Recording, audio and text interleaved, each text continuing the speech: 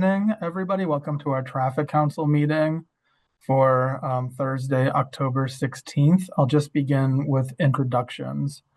In terms of the voting members of Traffic Council, there are 5 of us. My name is David Kozis. I am the Transportation Coordinator in the Public Works Department. I see at the beginning of the meeting, we're joined by Captain Devine from the Traffic Bureau. Mitchell Fishman, our citizen representative, Margot Spiller, the backup citizen representative, Councillor Downs from Ward 5. Our 5th voting member is Ned Codd. I'm sure Ned will be joining us shortly. We have our committee clerk, Danielle Delaney.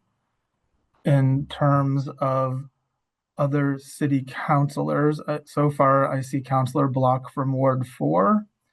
And in terms of city staff, at the beginning of the meeting, I already see Mignon Murray, the Director of Older Adult Services. We're joined by Evan Super. He's the parking manager in the Public Works Department. I see Hannah Sternberg from the Planning Department, Outreach Coordinator. John Sisson has joined us, Economic Development Planner. Zach Lamel from the Planning Department, who's the Long Range Planner. And I see Nora Colello. Your title is Senior Planner, I believe. And that is who I see so far. So let us begin with the first item on the agenda.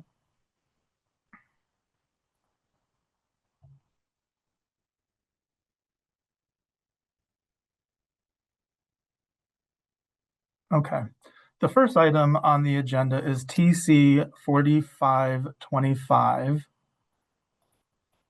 Sorry. Okay. David Kozis, Traffic Council Chair, on behalf of abutters, requesting a review and possible changes to the parking regulations on Woodland Road between Washington Street and Windermere Road, which may include inclusion in the Auburndale Village Parking District.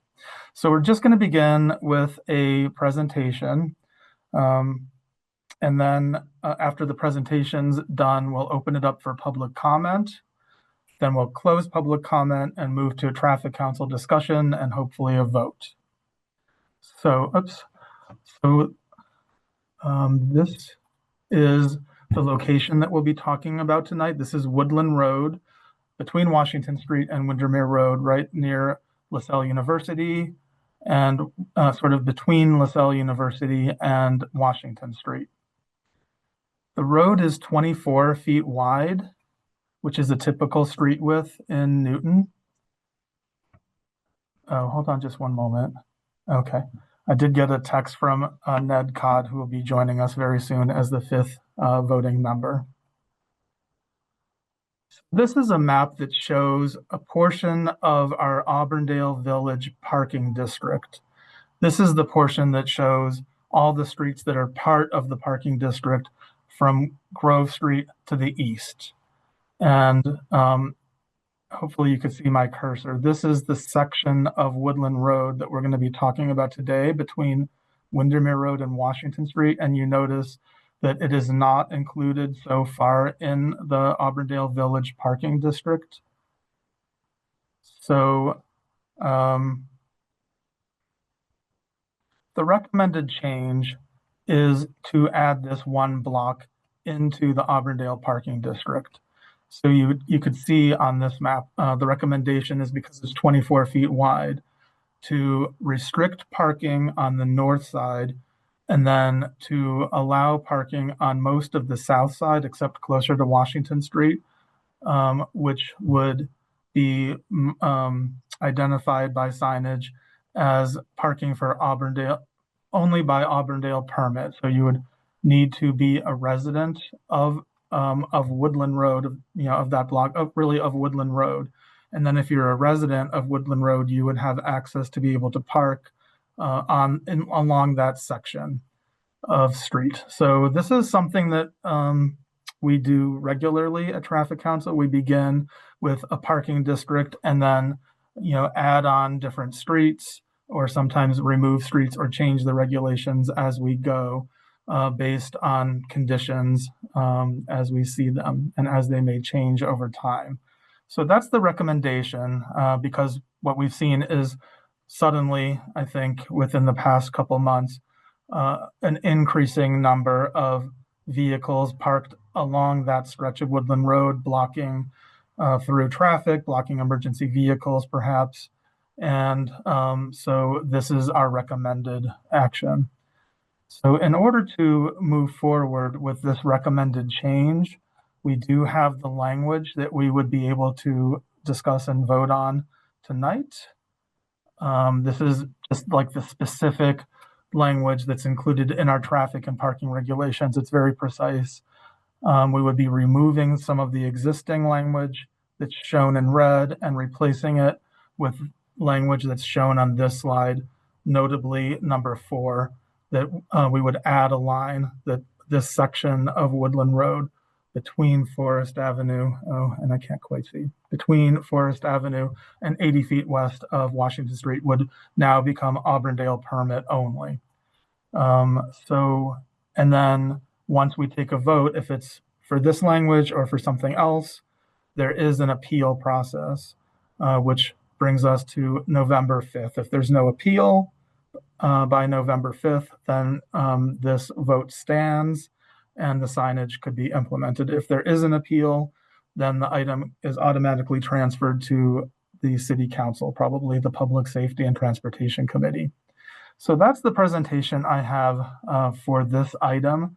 And I would ask if anyone from the public wishes to speak on this item in support or opposed, any type of comment, if you could just raise your hand, and then we'll be able to see you and I can call on you. I see someone who physically raised your hand. Oh, now you're off the screen. I thought it was something like Valentina. Oh, there you are again. Valentina Parisi. Yes, please, if you can indicate your address and then provide a comment. Hi, thank you. My name is Valentina Perissi, and I live at 296 Woodland Road, and I'm here to support a change and extending our block into the Auburndale parking district. As you mentioned, we have all noticed lately that traffic congestion has become much worse than before. I don't know exactly why it is happening now. Our guess is that some of the students from the university have realized that there are no limitation and the word has spread. And so it has now been a couple of months that there are car parked there extensive period of times, and this has created problems. So first of all, I want to thank you and Captain Divine, because you have been very responsive. I know many of us have reached out, so our thank you to you. And then just mentioning why we think this is important. We think it's safety. Visibility is really reduced now that most of the time there is only one lane. And this is a problem for car, but also for pedestrians, for kids walking to Williams School. Second, for many of us, it's become an issue to get out of the driveway. We personally have a tandem driveway and we have to go in and out with 2 cars. And there have been situations where we weren't able to get out. And then emergency vehicles. We have fire trucks and ambulances going towards the LaSalle Village very often, driving along the road, and that has become difficult, could be potentially impacted. So I don't think it's just a convenience thing. I think it's a safety issue. And I also want to mention that our next door neighbors on the left, they were not able to be present here tonight, but they also asked me to give their support to improve the restriction, because they have noticed the same concern, and they think it's a situation that it's just an accident waiting to happen. One little comment, I didn't know what the proposal was. I can see you are selecting the north side for the pink regulation as opposed to the other. One thing I want to mention is that in the past, when we weren't having issues, people would often us when we had to move cars, we would often park on the side where we live, which is the one that you are proposing to become black. I just want to mention that that's a side on which cars can actually park more closely to the sidewalk, because there is no, I don't know how you call it in English, but the sidewalk doesn't have uh, the limitation to it. So there is like a piece of dirt where cars can park and get a little bit more inside. Mhm. So I don't know if that's something we're considering or not. And Right. thank you for your attention. Thank you. For where I grew up, we would call that the tree lawn, but I don't think I'm not sure what they call that in this part of the country. But I Okay, know what you thank you.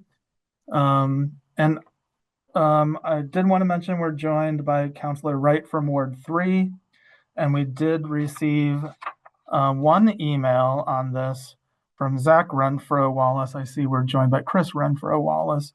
But the email that we received from Zach supported the recommendation. Well, at least it says that the number of parked vehicles has increased dramatically, making Woodland Road unsafe and narrowly impassable, and they're asking Traffic Council to take immediate action to restore safe access. And he did include 5 photos on the email that showed quite a lot of many parked vehicles and two-way traffic and the waste management via truck trying to get down the block. So we did receive that one email on this item. And I see Chris Renfro Wallace. Would you like to unmute and provide a comment? Sure. So yeah, Christopher for Wallace. I live at 291 Woodland. And I think one also would just like to thank the council for being very responsive on this issue. I think Valentina covered all of the kind of issues we've been experiencing. So don't have anything to add there. Just also want to voice our kind of support for the proposal. And for what it's worth, we're kind of agnostic on where the line gets drawn. Okay, thank you. And I only chose to show the parking on the south side because the times that I've been there, that's where I saw the cars were mostly parked. We could flip it to the other side. We might need to hold this item and go back and look at the language and have another meeting about it, or we could just proceed with this language for today and see how it goes. And if it doesn't work out, we can always change it later. It's just a parking restriction. We can always change it. We try to be as responsive as we can. So I'll leave it there. So if anyone else from the public wish to speak on this item, I see Councillor Downs, you have your hand up. Yeah, I'm just noticing from the photos, it looks like the utility poles are on the side that you're suggesting that we make the change, and that is often, a cost consideration. We don't have to then install signposts. So I would support it going here, and if that doesn't seem to work for people, then we can change back, change it Right, to the other side. right. Thank you. Of course, we will have to put signs on both sides in this case because one side is a no parking zone and the other side would be, Auburndale permit only. I don't hear too much pushback about going with what we have right now. But I do see Ben Locke you have your hand up. If you can unmute and just provide your address. Yes. Hi, I'm Ben Locke. I'm also an abutter. I live right across the street from the Valentina and adjacent to Chris. And we've been here for quite a long time, probably about 20 years. And we've seen this parking pattern not be a problem, really, for 19 of those years. It's really only this past year that I think, as Valentina said, something word must have got out or something. But left to our own neighborhood devices, like if both sides of the street were a neighborhood parking permit, everything would be fine. We don't have enough cars to clog the street like LaSalle is doing right now. So I just wanted to insert that, but before this happened, the traffic it would get congested at times, but it certainly wasn't as bad as it was. And I don't think the abutters, the people that live on the street, have enough cars that create the confusion. So I would just put out there that perhaps if both sides were pink, that might be something to consider. Because all the years I've been here, it's never been a problem until now. And just last thing, again, thank you for guys for being so responsive to this. It happened so quickly and caught us all of us neighbors off guard. So I really appreciate, we all appreciate you guys taking attention to this so quickly. Okay, thank you. So yes, we could consider having parking on one side or on both sides.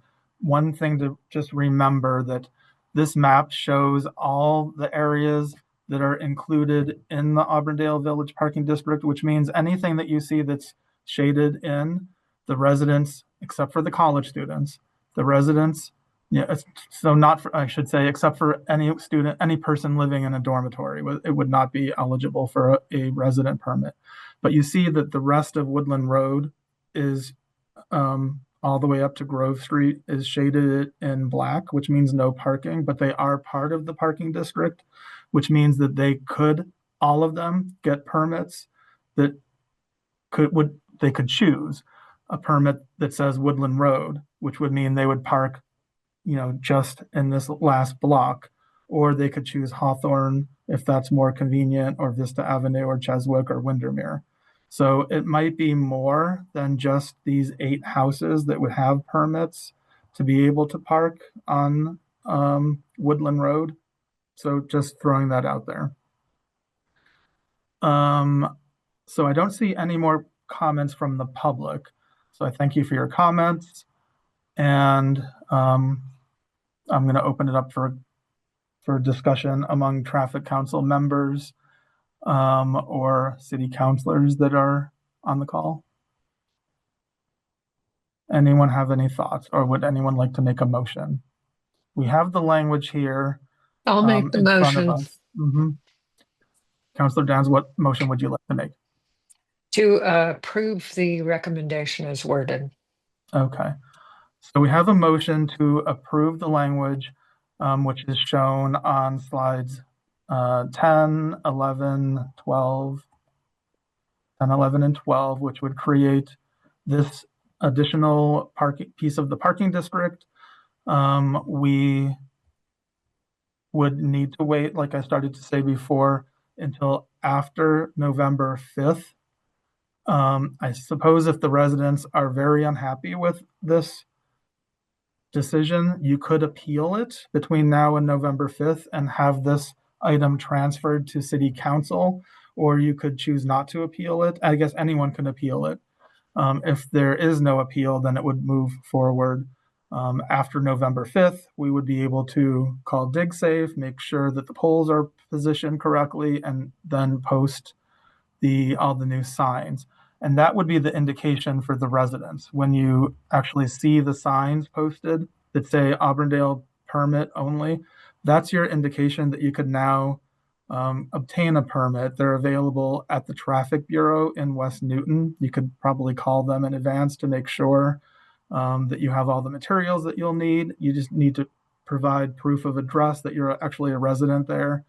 And then each permit, if there's stickers that are $25 a year. So, for 2026, you would need to get another sticker for next year. And so that would be a sticker that you can affix onto each vehicle. And then we also have the option to obtain 2 free visitor permits, which are not stickers, but they're placards, and they're transferable. If you have a visitor or service coming or something, you just need to remember to place the placard in your dash to avoid getting a parking ticket. Mitch. I don't have an opinion against this. Can you go back to that map? But I was wondering if you're going to make purple here, I'm sorry, pink here, which is Auburndale permits. Why wouldn't you do that on the next block? Or is that block something unique, between Windermere and I don't know what that is, Cheswick or something? Or I'm sorry. Yeah. Do you mean the next block of Woodland? Yeah, the next one. I mean, I'm not saying we should do it. It's just curious why we would put pink here and why we wouldn't have done it on another one next to it. but. Well, so that was something that was handled quite a while ago, Right. when that block of Woodland came to Traffic Council. So I don't remember, but it probably had something to do with the width of the street right there. Maybe it widens out a little bit, but it's not something that's on the agenda for tonight, and it's something that's already been long established. All we're doing is talking about this one block right here. I mean, I agree. I mean, I'm actually going to vote in favor, but you know, just looking at the map, it sort of stood out that this would be the one block that would, you know, have the permit on it, whereas, you know, there's only one other location where that's in the district, but I'm in favor of this and I understand the rationale. Okay. All right, Zach, did you have one last comment? We do have several items to go after this item tonight.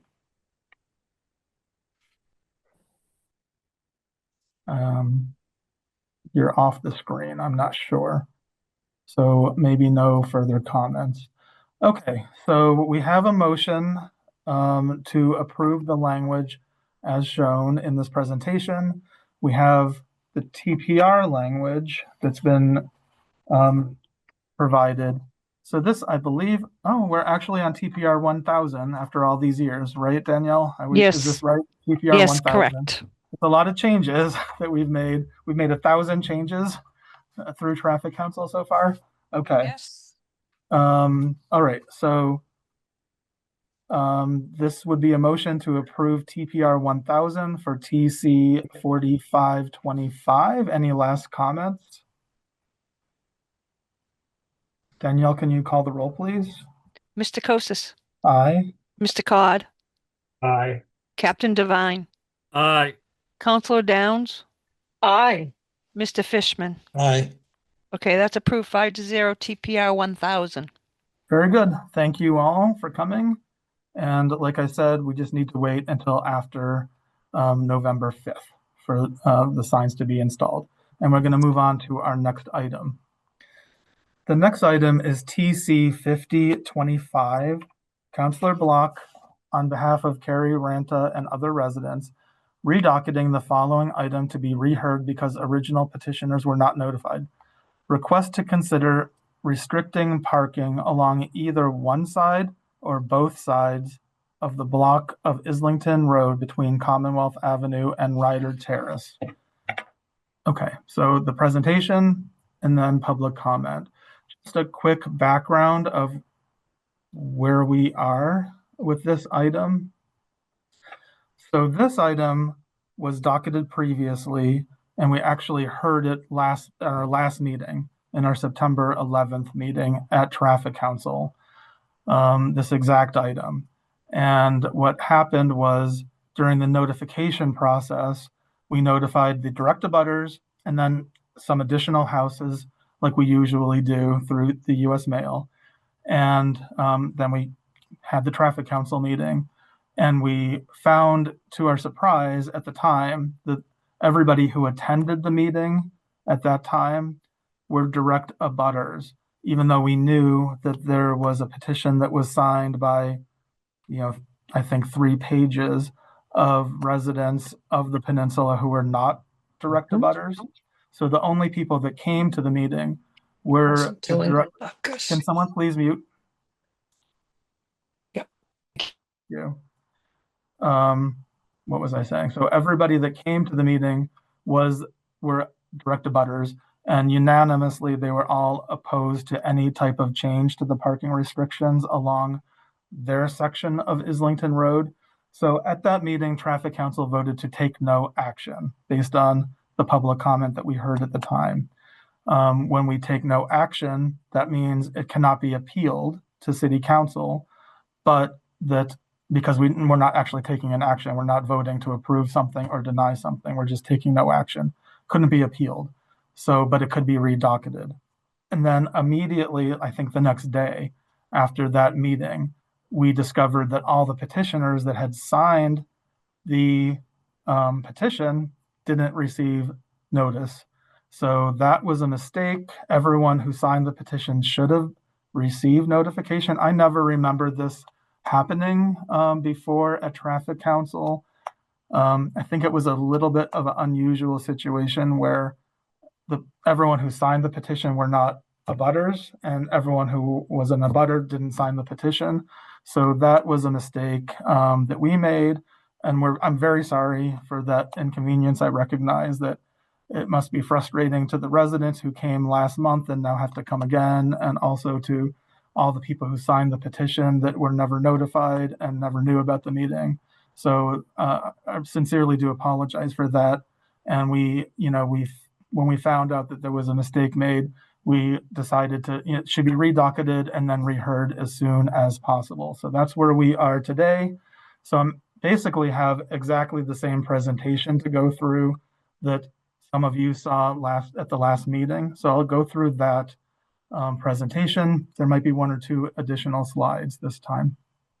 All right. So this is the location of Islington Road that we'll be talking about. It's the first block of Islington Road, this is the only access into the peninsula off of Commonwealth Avenue. This is a construction area. So we have Commonwealth Avenue, we have the carriageway. This section of the carriageway here is being removed and replaced with open space, or green space, I should say. So here's a photo that I took. It's 22 feet wide. This is near Commonwealth Avenue. You can see to the left, this was part of the carriageway, which is not going to exist as the carriageway anymore. It'll be a green space. And so just a couple slides. This is from a little further up near Ryder Terrace, looking down toward Islington Road around the curve. It's 22 to 24 feet wide, this whole section of Islington Road. A little further down toward Commonwealth Avenue. And then this is getting even closer to Commonwealth Avenue. So Islington Road is a public way. It's over 3,200 feet long. This section, like I said, is between 22 and 24 feet wide. For the last meeting, I went and took about 6 observations at just different times and saw some between 0 and 3 vehicles the times that I went, but I also know that there's other times that we've heard from residents that there's a lot more than 3 vehicles parked there. There's no restriction on either side right now. And I just did want to note that the utility poles and the hydrants are both on the east side. So like Councilor Downs mentioned in the last item, sometimes we look at the utility poles as a favorable side to post the sign so that we don't need to post brand new signs along the road. So I'm going to present 4 different options in the next couple slides. So the first option that we could consider is to restrict parking on the east side of that block, shown in red here, and partially restricted on the west side, sort of clear out the area near the carriageway and the main Commonwealth Avenue. So that's option 1. And just a few photos of what it might look like. So we would have no parking on that side, on the east side, on the utility poles. And then on the west side, at one point, we would have a sign, no parking here to Commonwealth Avenue. Right, here's option 1 from a little bit further up. You would see no parking on the east side. And then on the west side, no parking from here down to Commonwealth Avenue. So we do have the language. If we do want to go with option 1, we would be able to vote on that tonight. Then we have option 2, which sort of flips it and restricts parking on the west side instead, and also a little bit on the east side near Commonwealth Avenue. So just some photos of what it would look like. No parking on the west side with this option. And then no parking from here to Commonwealth Avenue on the east side. Just some more photos, no parking on the west side. And I specifically wanted to show this photo of what it might look like to have to post new posts and signs if we went with this option, what it might look like in front of this house. New signs and new posts. Okay. So there's already actually a sign that says no parking right there on that pole. It's not in our traffic and parking regulations. We would be adding it. It didn't have to be included previously, but we would need to now to move forward with this option. Just add that no parking restriction into our traffic and parking regulations. And here's the language we would be voting on if we went with option 2. Then we have an option 3, which is just like what we did at the last meeting, which is vote no action necessary. We cannot have anyone appeal an item if we vote no action necessary. It's just gone, removed from our agenda, no changes made, but an item could be redocketed at any point. We don't have any sort of year-long wait to be able to redocket an item or anything like that, but we could still administratively post the restrictions closer down toward the carriageway and Commonwealth Avenue, within 50 feet of either of them in either direction. And then we have option 4, which is just to deny the request. So no changes are made, there's no parking restrictions. And if we do vote to deny the request, that also could be appealed. Right, so here's all 4 options. Again, option 1, we would be voting to restrict parking on the east side and a little bit on the west side. It could be appealed between now, the vote, and if we vote today, between today and November 5th.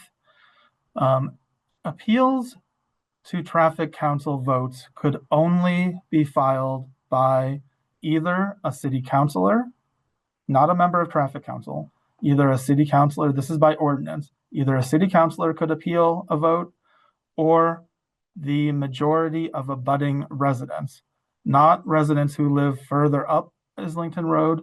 It would have to be appealed by residents of at least, we would need 3 signatures, one from each of 3 addresses between 615, 16, 19, 26, 27 Islington Road.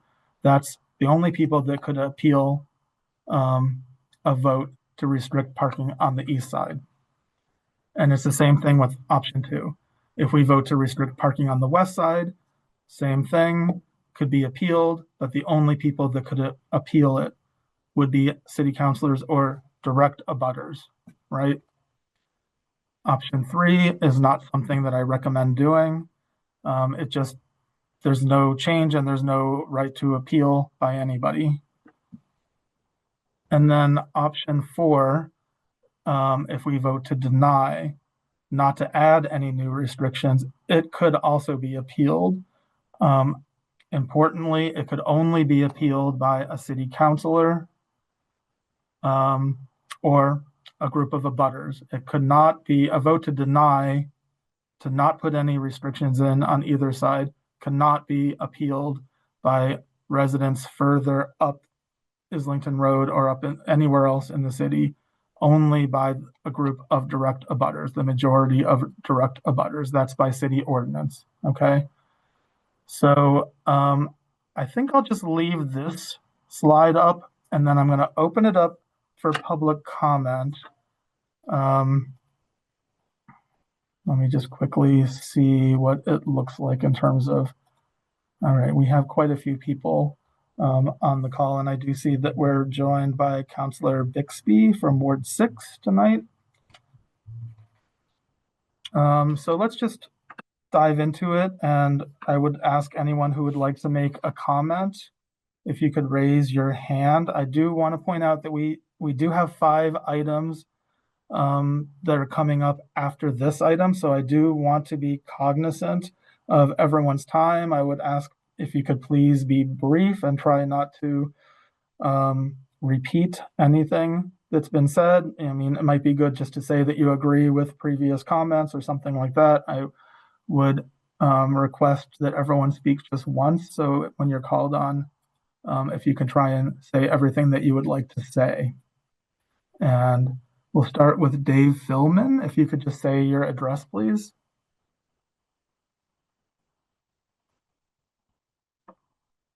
Let's see if you can unmute Dave Oh, Philman. there we Yeah, go. but All right. Philman, I think. Dave Philman, 293 Islington.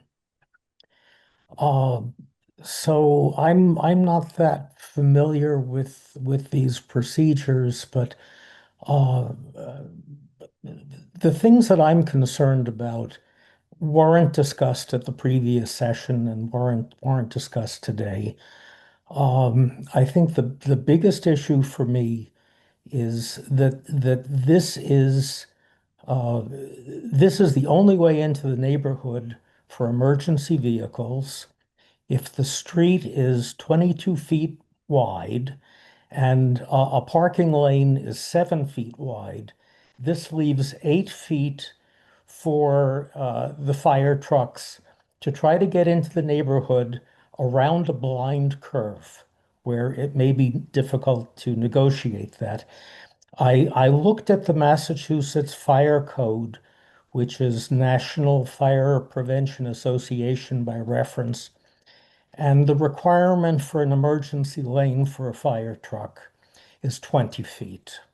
And I understand that it's possible to have the fire department okay less than that. But so all the pictures that you showed were completely devoid of cars, and there was plenty of space. But imagine that there's a baseball game going on, and this is where the parking is now, and it's on both sides of the street. And now you have an 8 foot wide 1 lane road. It's a 1 lane road in both directions because it's parked up on both sides. So this is immediately a safety issue for the fire trucks, and this is also a safety issue for the people who live along Islington and have to negotiate a 1 lane, two direction road around a blind curve you can't see around. One of the options that occurred to me, which is not, admittedly, it is not on your list. It looks like all of your options involve removing a lot of parking spaces, and the abutters object to that. I'm not sure I understand why it is not possible to remove perhaps 2 or 3 parking spaces from one side and three spaces from the other side, right around the curve, so that it doesn't become a blind curve and it isn't an issue for a fire truck to have to negotiate 8 feet wide when standard fire equipment is 8 to 11 feet wide from what I read. So if there were to be an option added that did not remove all the spaces on the road, but particularly remove the ones on both sides of the blind curve, and then perhaps the thing that I noticed was that you were talking about no parking down to Com Ave, and that's not where the problem is. The problem is at the curve. Okay, and that's what I have to say. Thank you for your comment. Next person I see, Carrie Ranta.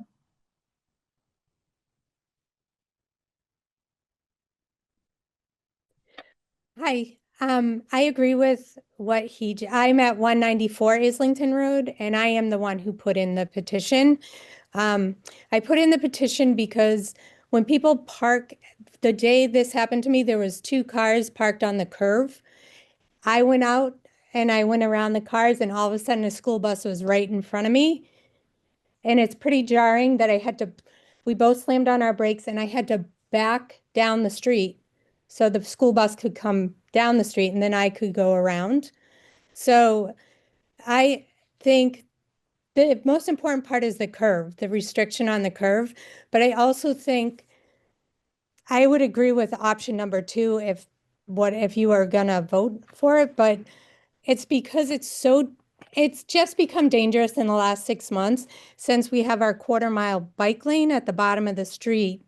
All that parking that was over there for the Lions Fields people is now gone. There's, I don't even know, like 12 spots or 15 spots, which is not enough.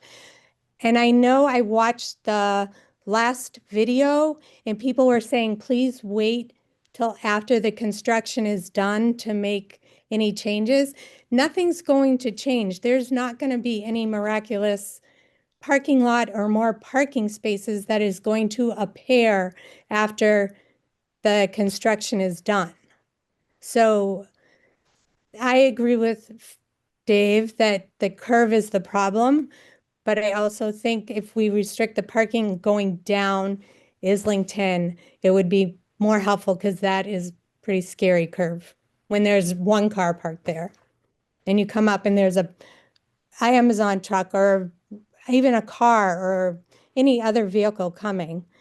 Nobody knows. And then when there's landscapers parked on the curve or just any car parked on the curve, it's pretty dangerous. Thank you very much. Next comment, I see Nancy Horowitz. Yes, hi, thank you. So I'm in agreement of what Dave and Carrie had said. This evening, I drove home and there were about 8 or 10 cars parked on the eastbound side of Islington. I don't know if it was because there was something going on at Lions Field or someone was having a meeting at their house, but it made it very difficult. I think, so it makes it very narrow. So cars were parked almost up to Ryder Terrace. So a couple of thoughts that I have that are not included in these proposals, and I completely recognize and empathize with the abutters who want to be able to have guests of theirs park. I was listening to the prior conversation, the prior item that was on the docket with a street that was 24 feet wide, ours is 22 feet wide, and a conversation about residential permits. So one suggestion that I have is to consider having parking on only one side, on the eastbound side, and have it be, part of it be residential permit only. Because we don't want the neighbors to have an adverse impact of this. On the other hand, the 96 other houses that are not, or 94 other houses that are not abutters, are heading down and are very fearful of there being a potential accident, a fire truck, a school bus, or anything else coming up. There was a neighborhood meeting that took place about 3 weeks ago, and I know Peter Goddard is not with us on the call today. He recently, unfortunately, tragically lost his son. But in that meeting, there was a discussion around the potential, and he seemed very comfortable. He's at the corner of Islington and Commonwealth, the one that has the impact to his driveway, with having no parking on his side, on the west side, but having parking only being on the east side. Where there is no curb, where there is ability to park as close to the berm as possible. So those are just a couple of thoughts that I have. I know we're in the midst of construction. I know right now in particular, there's 0 parking allowed by anybody on the carriage lane as they prepare for paving. So it is worse than it typically would be. However, as Carrie had said, it's still going to be bad. There's significantly fewer spaces available for people to park who are using the field or using it as a meeting place to go to the Burlington Mall or wherever. Those people should not be adding to the parking danger on our street. Thank you. Thank you. Barry, if you can unmute. Hi, yeah. So Barry Payne, I'm at 280 Islington Road. I think I agree with the last 3 speakers. So I'm mainly just confirming it. So in my mind, when there's cars parked on both sides around that bend. I find it very dangerous myself because there literally is not space for two cars to pass. That's just cars. Oftentimes we have, you know, delivery vehicles, we have landscaping vehicles coming around a blind bend. It's risky. So I know some residents were, you know, we do this in other places where you might, you know, do a little beep or something like that to alert, you know, the car you can't see coming down the other road. I understand also would be quite annoying to the neighbors. It would be very annoying to me. I don't think that's a good solution. But it is, you know, it is unsafe. Number one. Number two is, I know we talked about this as well, but I've actually talked to, we had an issue in our house, the stove, the grill caught on fire, and we had the fire truck come through, and they actually told us it took them extra time to navigate that curve the way it's being done. And you know, so again, I'm not saying, you know, the extra minute it takes them to do that, but anytime we're impeding access to emergency vehicles, you know, in my mind is not really good.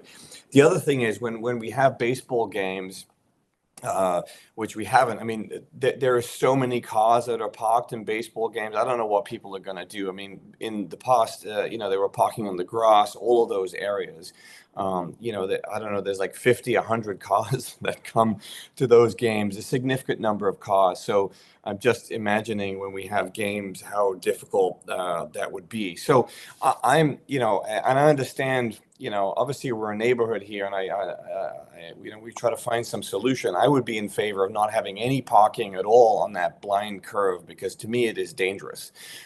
If we can have parking on the thing, or maybe on Ryder Cove, you know, and again, I don't want to be put parking in other people's places, but personally, it seems nutty to me to have only one lane on a blind curve, and that means I have to rely on the other person paying attention, not on their cell phone, not texting, delivery, as I said before, and if I have to rely on other drivers, it's not a comfortable position for me, because other drivers are very distracted. So I'm not in favor of allowing parking on either side, but obviously we can try to compromise. So thanks for letting me comment. Thank you. Next is Bill Hawk. Hi, I live at 275 Islington Road. So I'm generally in agreement with what has been said so far. I would note when I came home tonight, I think there was a baseball game. There was parking all the way up the east side. As I came up the hill, somebody was coming right at me. In addition, with all the parking for the baseball games, you've got people getting in and out of cars. It's extremely dark there. So it does make it very difficult to travel up and down the road when there is something going on and everyone's parking there. I think I would support no parking on both sides of the curb. I mean, sort of option one, I think, with, you know, no parking on either side of the curb. And I could imagine allowing resident parking for the neighbors who are at the base of the road, so they can park on the west side in front of their house. But I think the east side should have no parking, both sides of the curve. I think the carriage road is continuing across I mean, they've just paved now. It goes on both sides of Islington, paralleling Com Ave. So I don't know how that impacts this, but thank you very much. Okay, thank you. Bill Ranta.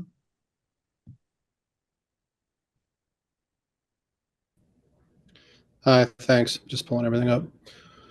All right. I live at 194 Islington Road. We've been here for 25 years. This is a relatively new phenomenon since the construction has gone on.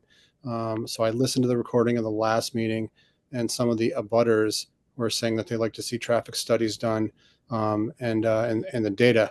Well, you know, being a longtime resident hasn't been this bad, right? This is recent.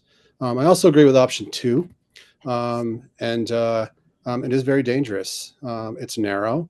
The curbs at the end of Islington near the carriageway have made it even more congested.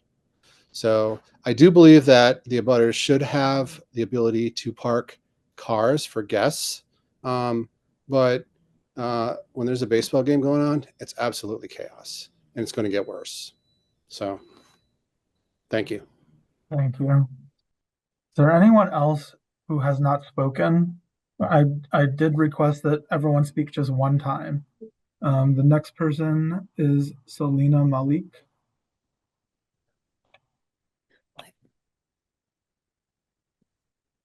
And I think you're still muted. Oh, sorry. Okay. Thank you. Yeah. Hi, let me lower my hand too. Thanks for letting me speak. And Bill, what you just said at the end, with the gate day, all of us agree. Sorry, I live at 15 Islington Road, so right in the beginning, first house on the right when you come up off of Commonwealth Avenue. It's interesting to hear everyone, and I know Peter had spoken to the residents, and we'd wanted to come and just here as a neighborhood, sort of have this outside of a traffic council meeting, which would have been nice. The thing, I still have a lot of confusion, like looking at the pictures. I'll just sort of say, and we said this on the call previous, and we're going to try to represent a couple of folks who couldn't attend today with the timing from the houses here, is that when I even look at the pictures that were presented, like safety vehicles, we didn't talk about, and you're right last time, but the fear of the bend, like I live right at the bend. I'm actually at the worst spot. So reversing is like, I'm, daily for me to come in and out is actually like I have to do it very carefully. I look left, right, and then I think I said this last time that even sometimes out of the blue, because cars sometimes are coming really fast, especially coming off of Commonwealth, a car will appear out of nowhere for me. And, thankfully I drive so slowly that like I'll see it and then we'll both be confused of who's going, at what time. And the good thing out of that sometimes, because of parking, and I mean, I can't believe I'm saying good, but there is something good that requires everyone to slow down. So I'd just say that. That's my one word of caution, is that if we remove all of this parking, I think the speed is going to go up, which is already to us personally an issue. With kids, like our kids are going to the bus stop. We're always worried about like cars coming around. And then there's the cautious drivers who do honk. Yes, it's hard living to hear all that honking daily, but and I get it, safety. But again, like I've tried to go myself, I can see around it, so that's where I still continue to get confused of like, what are we solving? If it's about the the safety, emergency vehicles, that makes sense a little bit more. But then my question would be, do we need to take that further down the street, right? Do we remove parking all the way down into Islington? Because I imagine we're all at like the same measurement. I'm sure there are a couple other things, but yeah, I mean, my main point is, are we going to, thankfully there's been no accident yet. Are we really trying to solve for something that hasn't happened? Yes, it's definitely a nuisance, and like I said, I think we bear the brunt of it, and with the construction it's been worse, and with the games it's gotten even worse. But I'm okay living with it to sort of allow for flexibility of living here and being a suburb. Very good, thank you. I'll just mention we did get one email on this from 195 Islington Road that basically said, when cars are parked along the roadway in this section, it becomes a traffic hazard. Harry Martin. Hi, I'm at 26 Islington, third house on the west side, on the left, coming up from Com Ave. I understand the concerns about getting around the corner. Can you guys hear me okay? Yes. And oh shit, what happened? The questions I have is, it seems to me like this has really become an issue with the construction. And has there ever been any studies done on how many parking spaces there used to be on the median for Lions activities compared to what the new construction is putting in place? Because it seems like there's a significant reduction in available parking spaces. Parking used to be perpendicular to the road on the median to accommodate all the people that go to games at Lions, and that has been significantly reduced. And to Selena's point is, if you stop parking at a certain length on Islington, then people are going to go further up and park there. Then the same issue is going to occur. It won't be around the bend, but it'll be in front of, houses up further up the street. So I don't know that that's going to solve this issue. But has that been considered? Is there a way that you could increase the parking for Lions to accommodate the number of people that use that site when there are activities there? And is there? And then there always seems like there's a lot of, when I'm cutting the grass outside on the edge of the block, I don't have a curb. Cars are moving pretty quickly in both directions. Have you considered speed humps to slow that process down? I don't have a huge concern about people parking in front of our house because they typically don't do that because they're coming up the other way. The only times they do that is when everything's full on the east side and then they come over on our side. So I was wondering if there's a way to increase the parking at Lions to accommodate the number of people that actually use that site during activities there, because it seems like it's been greatly reduced and doesn't accommodate the number that's required for events there. And then has there been any consideration, I know it's not one of these alternatives, but of putting speed humps along the road to slow people down, especially at the curve? Okay, thank you for those comments and those questions. And after we finish the public comment period, maybe some of them could be addressed during the discussion. And we did get one more email that I should mention. No address, but it's someone named Ativ that just says, basically, it feels like a neighborly thing for them to park at the bottom of the street. 2 cars are not an issue. Salman. Hi, can you hear me? Yes. All right, great. First of all, I want to thank the council again to get together on this issue. I appreciate the work and the time you guys spent. I think last time it was almost midnight or pretty late when we were talking about this, and you have a long agenda today, so thank you. David, nice job on this slide. I know last time you were talking about what are the options, and we kept going back and forth, so great job, all in one page. It makes people understand and compare it, so thanks for taking that feedback. Thirdly, Randy, you reached out to the folks, you try to get people together, and then Peter and us, these 6 abutters, we actually tried to reach out to the rest of the crew, the rest of the Islington neighbor family to see, let's resolve what the bottom line is. What are we really fighting for here, right? What is the concern that we have? So I think all that last meeting was actually very fruitful, regardless of the fact that we didn't have all the attendees. So I commend everybody and applaud for what you guys have done. Okay, so I'll do this in the three ways. One, I'll ask a couple of questions. Then I'll declare some facts that I gathered myself, just like last time, because I think facts are important. And lastly, feelings, right? So we all are humans. We are entitled to our feelings. So the first is the questions I have. Yes, the band. First of all, it's not fully blind, even by definition of a fully blind band. Second of all, if we have issues with emergency vehicles, forget about the band. Turning right or left from the Comm Ave to Islington, it is so hard for a car. Forget a truck or a bus. So I mean, nobody talked about that. So to me, it's like we are taking a hammer, trying to find a nail. I mean, how many more nails we're trying to find, right? So it doesn't make sense to me to solve for something and when it doesn't need to be solved for, or looking at a problem and it's not really a problem, or trying to find a solution. There are many different phrases you can use for this. The fact is, after the meeting that Peter had, I was very encouraged for people who showed up to the meeting.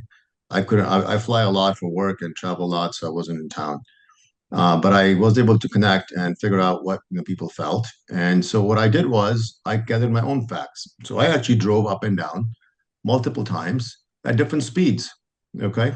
Just to garner the fact, to gather facts, like what happens, and I could not agree more with our up the hill neighbors that if you are driving between 35 to 40 miles per hour, it is very scary.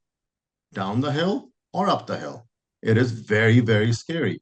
And if there are cars on the side, you can't drive 35 because then you kind of have to go, left or right, depending on what the cars are. It's even more scary.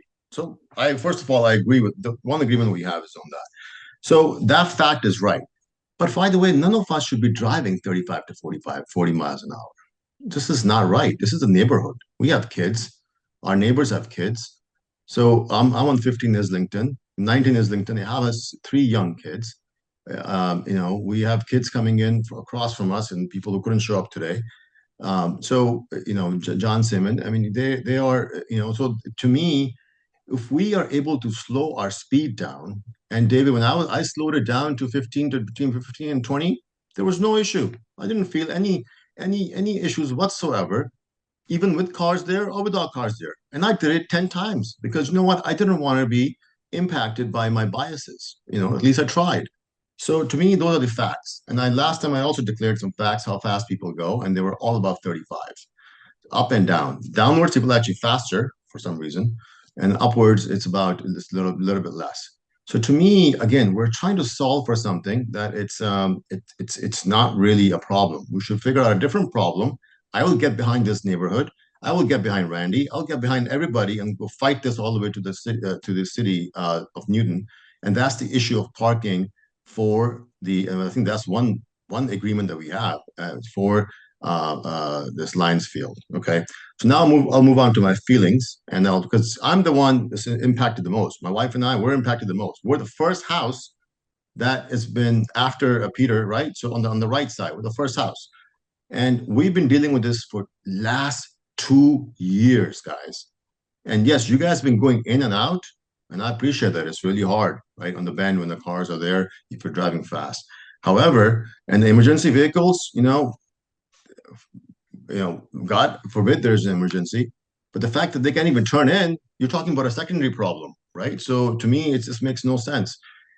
So my feelings are that we ought to fight for something that it's worth fighting for and create a solution that's worth creating instead of creating these band-aids that's going to impact 6 houses that are your neighbors.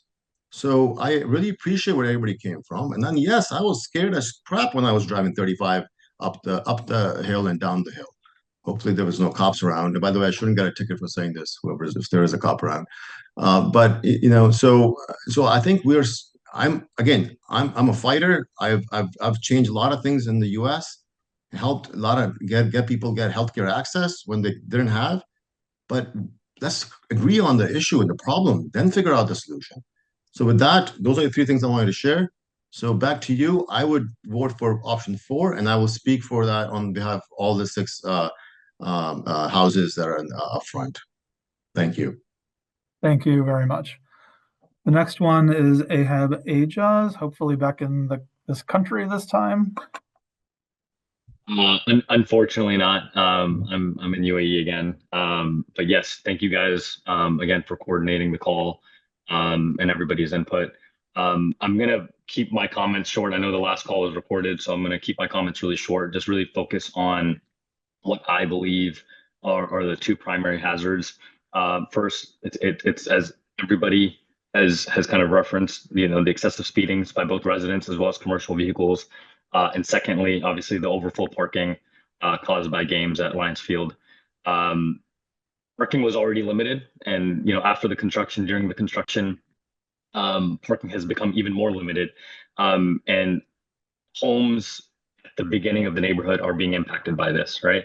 The thing that is being completely overlooked that I referenced last time as well is, when we purchased our home, we purchased it with the assumption and valuation of street parking. We need it. We need it for guests. And right now, we rarely ever use it, but it's nice to have when we have holidays, family in town. And that's something that is being completely overlooked. And I think that's very, very unfair. I think Harry mentioned it earlier, but we should, the city should be looking at. I know this isn't in the traffic council's area of influence, but something to slow down traffic. Road bumps, temporary road bumps that can be removed in the winter is something that should be considered. And obviously the parking situation on Lions, restricting or banning Lions field parking at certain times of day, I think is something that should be considered. This is not a new neighborhood. This neighborhood has been around for a very long time. The road width has not changed. And that's something that I think is very concerning to me, that we just kind of overlook this. We're acting like these issues are brand new. They're not. And the reality is, we've all been doing digging on, whether or not, emergency vehicles have not been able to enter the neighborhood. They haven't. How many car accidents have happened on the Bend? They haven't. I know there was one, several years prior to us moving into the home 6 years ago, but this isn't like something that happens on a weekly, monthly, or annual basis. So, again, just to cut my time shorter than it was last time, I would truly advocate for option number 4, and moreover, wait until construction's over. Complete over, and wait until we've had the opportunity to actually assess how we can increase parking or for Lions Field and restrict parking in our neighborhood. Because again, the 6 homes at the beginning of the neighborhood are the most impacted. And Saman said it right, Selena said it right. Reversing out of our driveways is scary. Like, we take a lot of time. We have to take a lot of time, and people don't really slow down. It's sad to hear, and these are our neighbors. They don't really slow down for us. They don't give us the right of way that, hey, this person's already been reversing. And it's kind of sad that these are our neighbors that we're talking about here. But I feel like if we make a decision today to restrict parking, it's going to be really hard to turn back. So again, I would advocate for not making a decision, deny this request, and wait for construction to be done, and wait for the city to do more assessment on how to create more parking for Lions Field, because we got the short end of the stick, because again, the original plans were to increase parking by making diagonal parking, and instead is horizontal, and it's taken maybe 50% or more parking away from the park. Thank you all. Thank you. All right, so I still see a bunch of hands up. I want to remind everybody that we have 5 items after this item. So I want everyone to try to be cognizant of everyone's time that follows this particular item. Please try to be brief. Please try not to repeat things that other people have said. And please only speak one time. The next person I see is Bill Koffler. I don't think we've called on you yet. And you are muted. Thank you. I live at 76 Kingswood at the end of the peninsula. And I just wanted to say that I couldn't disagree more with Ahab and Salman. This issue affects the entire peninsula. And it definitely impacts everyone going through that bottleneck, which has a blind curve. But what I would suggest, and I appreciate what their issues are, I would suggest that we post signs that say slow and 20 miles per hour speed limit, and restrict the parking. Certainly, I would say number 2 on the west side. So this would accomplish 2 things. It would enable the people that have spoken earlier to have their guests park on the street, and would also slow down traffic to address that concern. An alternative I would suggest is that, similar to what was discussed in the earlier council discussion, that we give permits for parking to the abutting homes, so that they don't have issues with people, guests parking in front of their homes, but restricts the parking from the baseball games at Lions Field.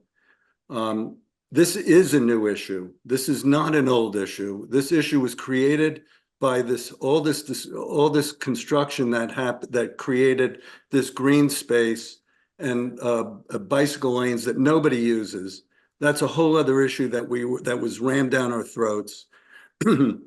But it restricted the parking for Lions Field, and it pushed everybody onto Islington. That is a new issue, and that's got to change. Thanks for the time. Thank you. Hannah Ajaz. Yep, thanks. I'm Hannah. I'm at 19 Islington, so the second house on the right when you turn into the neighborhood. I will try to keep it short. I agree with all the abutters here on the call, as well as the couple of folks that were not able to attend the call. I think the biggest issues for me, I do have 3 young kids that I don't really allow too much to play in the front of the yard because of the speeding coming up and down the peninsula. So I think, we're talking parking, but I think that is one of the major issues for myself as well. And then the biggest thing also for me is just that this is a new issue. It's been created by the construction, and instead of kind of figuring out the solution for the base of where the issue was created, I think it's being kind of forced on the beginning of the street and being forced on the couple of houses over here. We don't like the baseball game parking either. We have people sticking half their car in our driveway, or kind of like bumping into our driveway so we can barely even back out. So I think everyone here agrees in the neighborhood that the baseball parking is an issue. And I think we have to solve that issue first before just putting blanket no parking signs. So just wanted to keep it short. That's all I have. Thanks. Thank you. Is there anyone else from the public that has not spoken yet? Because this would be your last chance to raise your hand.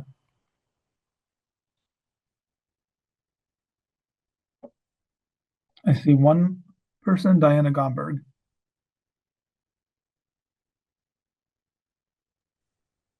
Hi, I'm sorry, I just arrived a few minutes ago, so I don't have a sense of the conversation, but I'll keep it short. I do think we need option 1 or 2 because it's just too tight at the beginning of the road. And I don't have an opinion on east side or west side, but I just know that if nothing happens, if we go with option 3 or 4, it's really just way too narrow.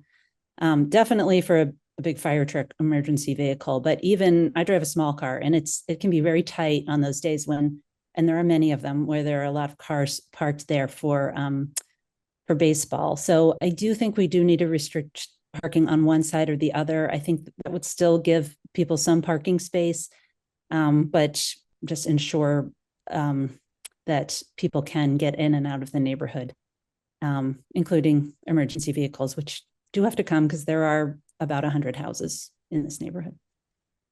Thank you. Thank you.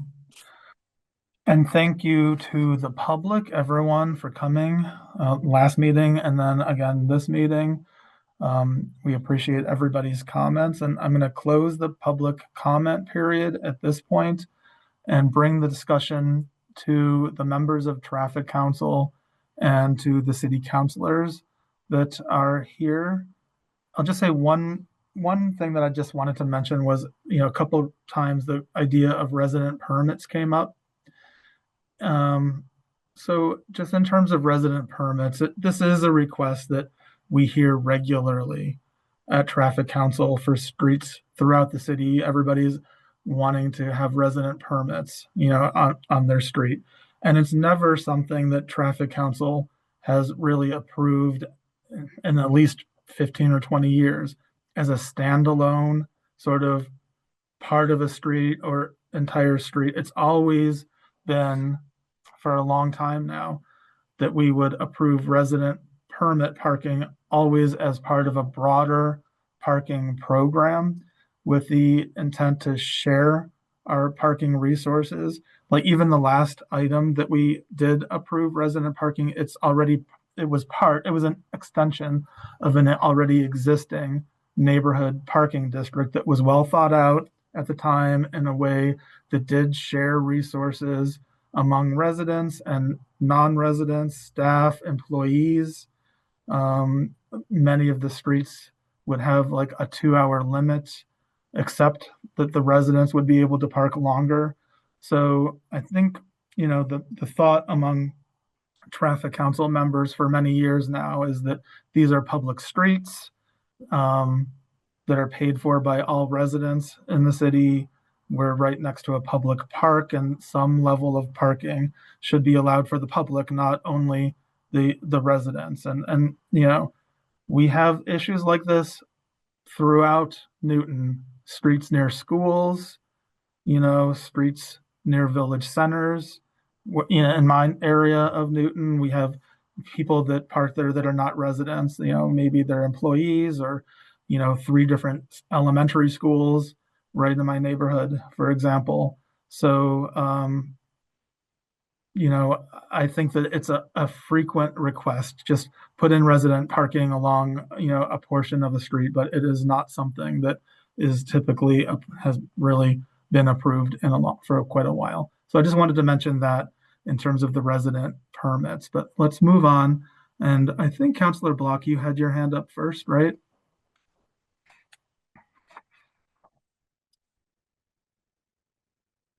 Thank you, David. Can all hear me?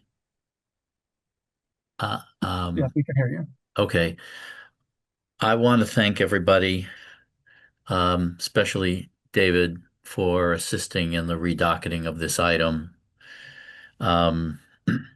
And I think everybody in the Islington Peninsula understands. We're all human, little mistakes happen, and we're just rectifying this. One of the things that's been hardest, I think, to hear is this beautiful neighborhood being divided by this issue, and that may be unavoidable. I did encourage a number of people to see if a neighborhood meeting could be held, and Peter Goddard, who couldn't be here tonight, did arrange for such a meeting, and he did send me an email today, and I'd like to read just a portion of it. He initiated the meeting to discuss this issue. And at that meeting, those who attended, I'd say, we had 15 to 20, agreed that there can be parking on the side of the street closest to Lions Field, east side, and no parking on the other side. That's the side of his house at number 3. Where we still disagree is that we at the bottom of the peninsula would prefer parking on that east side of the road entirely, and some of the other residents do not want parking on the east side by the bend of the road. He adds, it may be a good idea to have a single yellow line delineating how much space there actually is when cars are parked on the east side. This is a complicated issue. I agree with a number of comments that there are different aspects of this peninsula and this road system which I think cry out for a plan that takes into account the Lions Field parking demands, the speed on Islington, the curve in the road that comes very quickly after cars enter Islington and head into the peninsula. And the Traffic Council probably does not have jurisdiction. In fact, I know it does not have jurisdiction over all of these aspects. And perhaps that'll be discussed by the voting members of the Traffic Council as to what you can and can't do, in part so that everybody understands the limitations. So I'm I can do my best to try and create a process that will tackle some of these issues. Some are new, some are old. Some have been brought up independently and remain unresolved. So, so I guess I know you have a long agenda tonight, and I appreciate your taking this up as soon as possible. And I'm eager to hear your own discussions within Traffic Council as to how you view this.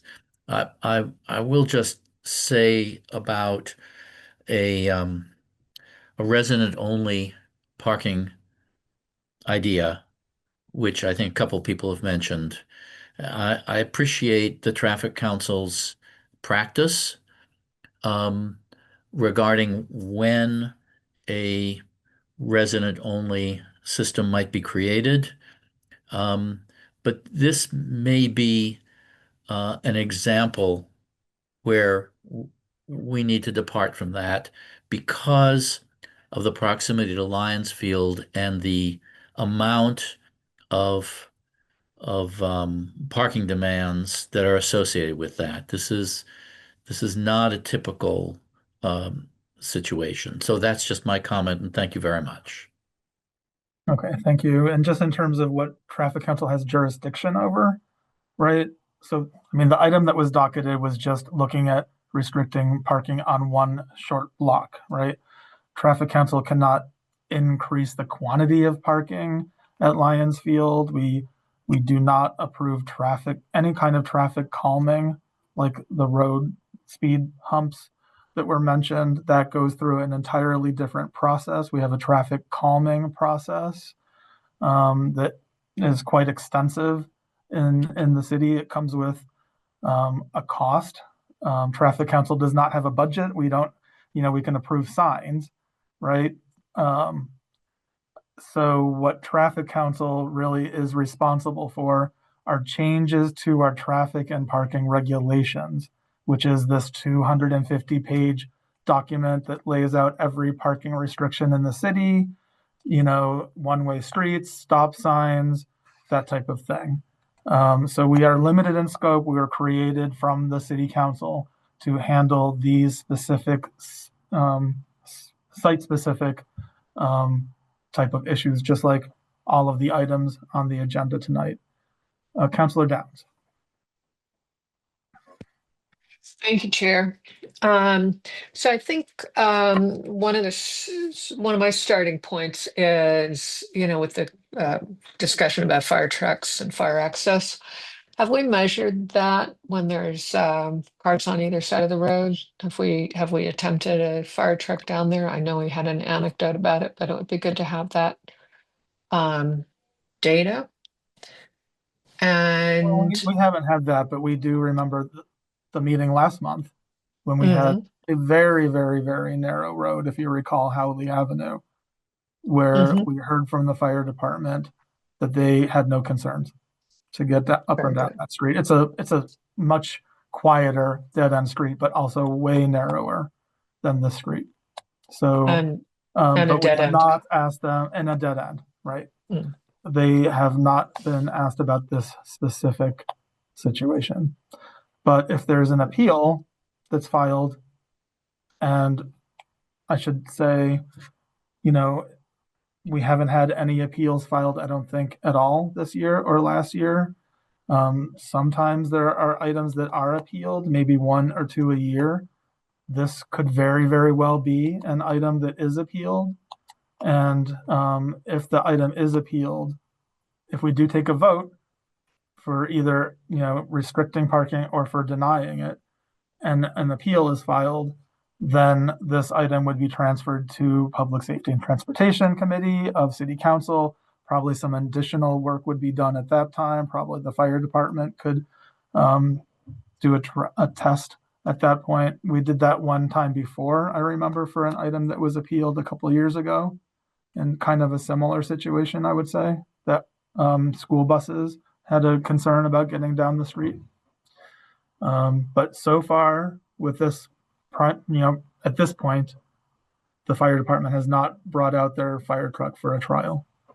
Okay. And we don't have school buses going down there. That's full Probably size. there are, I would imagine. It's a pretty long street. I can't say for sure, but I would not be surprised if there are school buses that go down the street. Okay. I do know, because I've often used it, there is a very large parking lot, but closer to Auburndale, the Cove and Auburndale Park. And that might be something to put some signage up about to let people who are using Lions Field know that there is parking a nice park walk away for baseball games. But my thoughts are mostly about the comments about speed and coming down the curb and down the hill. And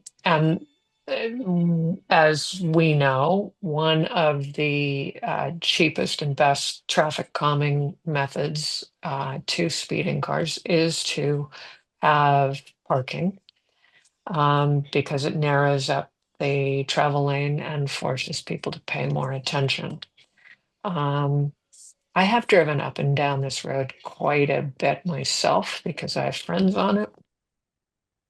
And I noticed also in Google Maps that there is a 20-mile-an-hour advised, so yellow speed sign going up the road, but not going down the road near the curb. And that might be something we could add. But otherwise, I would be open to doing hold a trial for either option 1 or option 2. I'm agnostic on that, to give the neighborhood some parking, but also some relief from parking on both sides. And I think that's where I'll leave it. Thanks. Thank you. Ned. Yeah, I just wanted to speak to a couple of issues that had been raised. And with the ongoing construction project, parking on the carriageway adjacent to Lions Field has been inaccessible because it's been, basically, construction vehicles and construction laydown area. And that will be opened back up with the completion of the project. The right turn outbound Comm Ave into Islington. There was an issue with the design of that corner. We worked. MassDOT is building the project. We worked with MassDOT to redesign and reconstruct that corner. It is designed for school buses now. So, any other vehicles are, like the size of a school bus or smaller, should be able to make that turn. That was changed over the summer. So that was addressed, and David made reference to, again, the separate process for traffic calming. That is many residents all over Newton are concerned about speed and safety on their roads.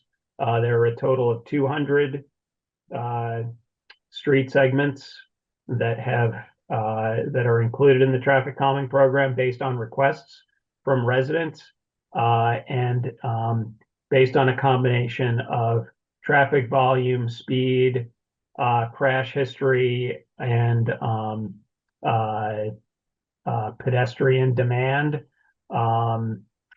Islington Road ranks 190th out of 220 roadway segments, based on those factors. Thank you, Ned. Okay, and I'll call on you, Mitch, in 1 second. I thought I would just quickly mention, in this case, I really would not favor a trial in this particular case. A lot of times we do trials. It's just if we do approve a trial, there's no chance for the abutters to appeal it. The signs would automatically go up. And then, we would be revisiting it at Traffic Council. I definitely don't favor option 3. I think that, we're sort of in this endless loop of items of it being docketed and then NAN.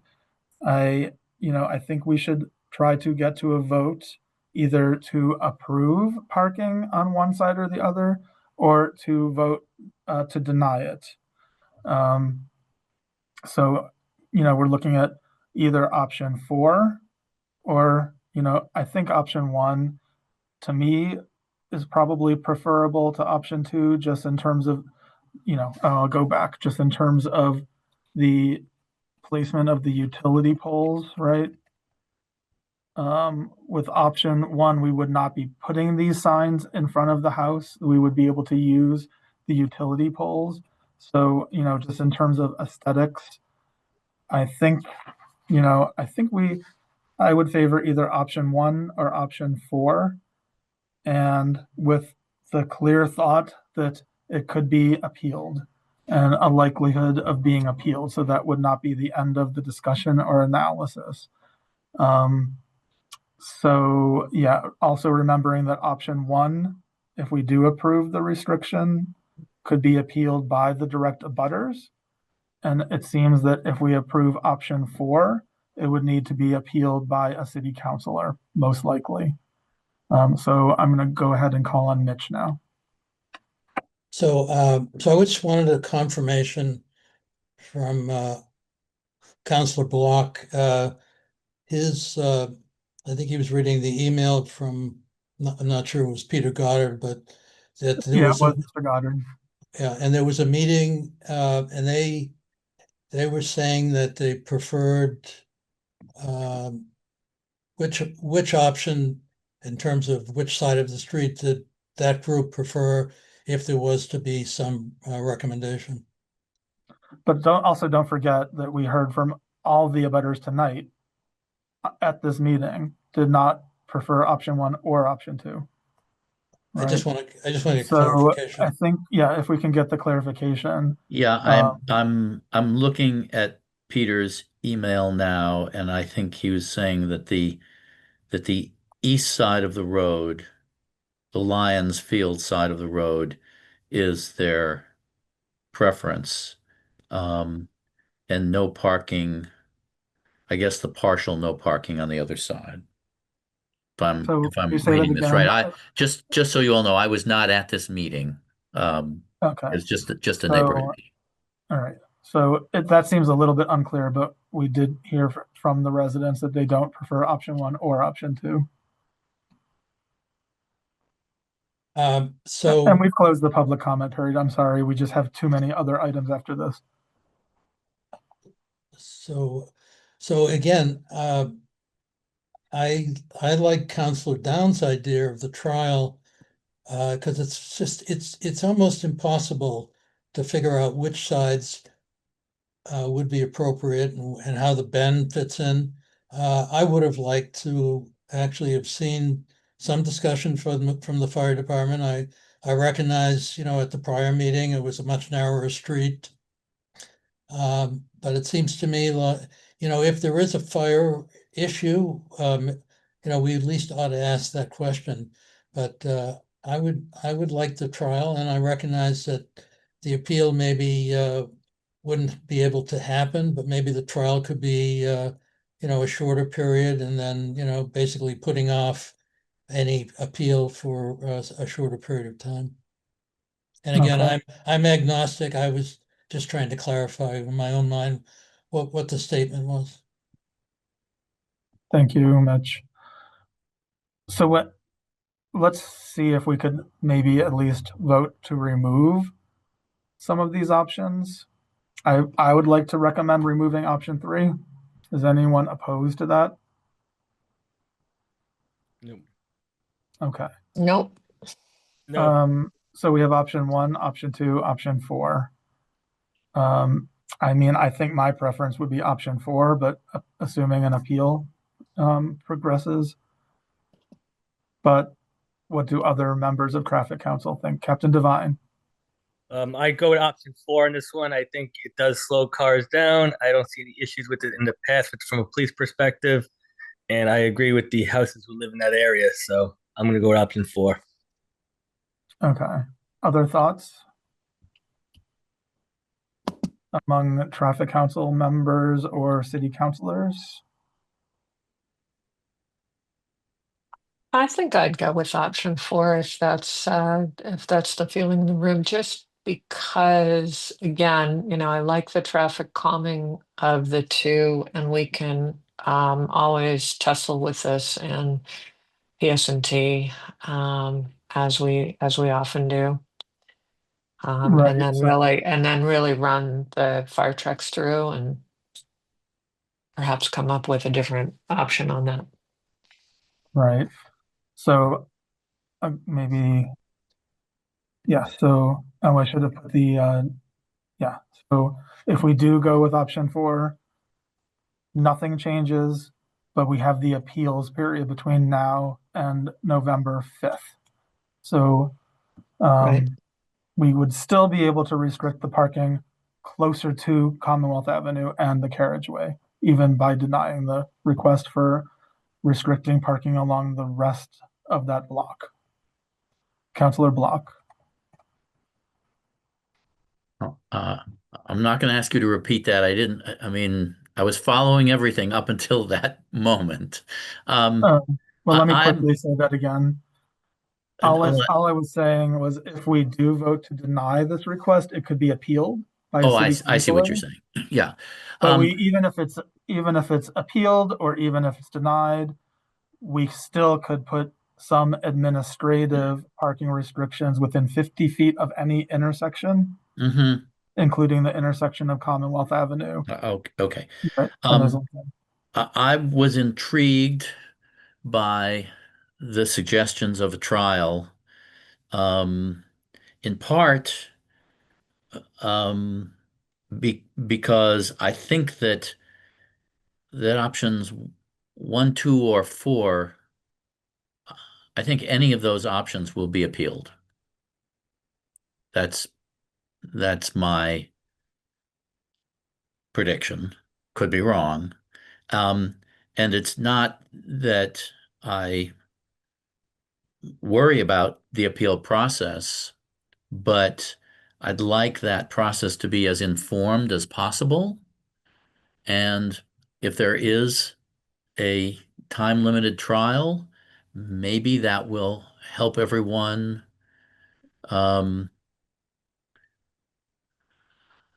maybe it will help us develop a consensus, which I don't really see happening yet. So that's my comment.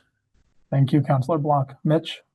Yeah, I agree with Council Block, and I think the trial, and again, I'm not smart enough to figure out whether it's option 1 or 2, but I think the trial would also give a message with regard to the parking and to the use of the field and other issues that may have been brought up, may have come up from others on the council.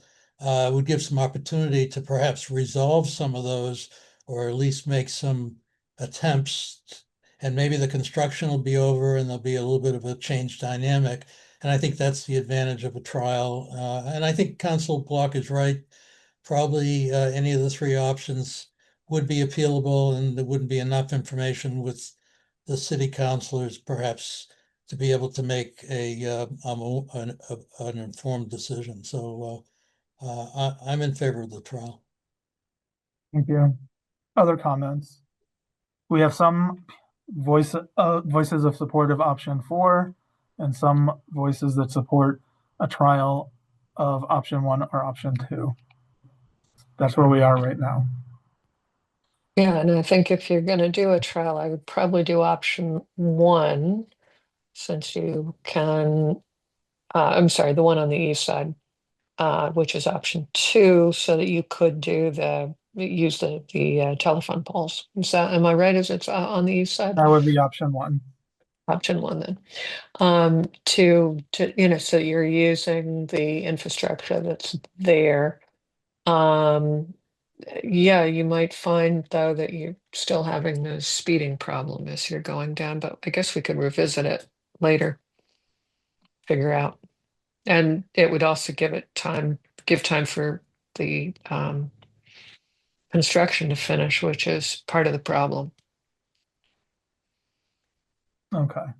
So again, some support for option 4, some support for a trial of option 1. Would anyone like to make a motion? I'd like to make a motion to support option 1 as a trial. Okay. So we have a motion that's made by Mitch to hold this item and to proceed with a trial of option 1.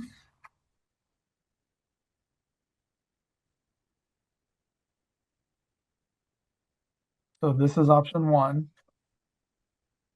No parking on the east side, that whole block, and then no parking on the west side for part of,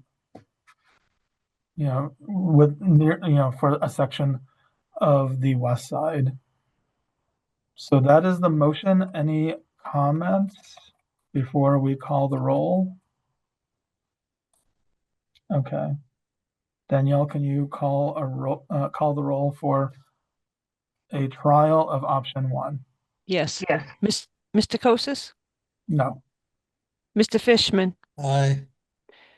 Captain Devine, No. Counselor Downs,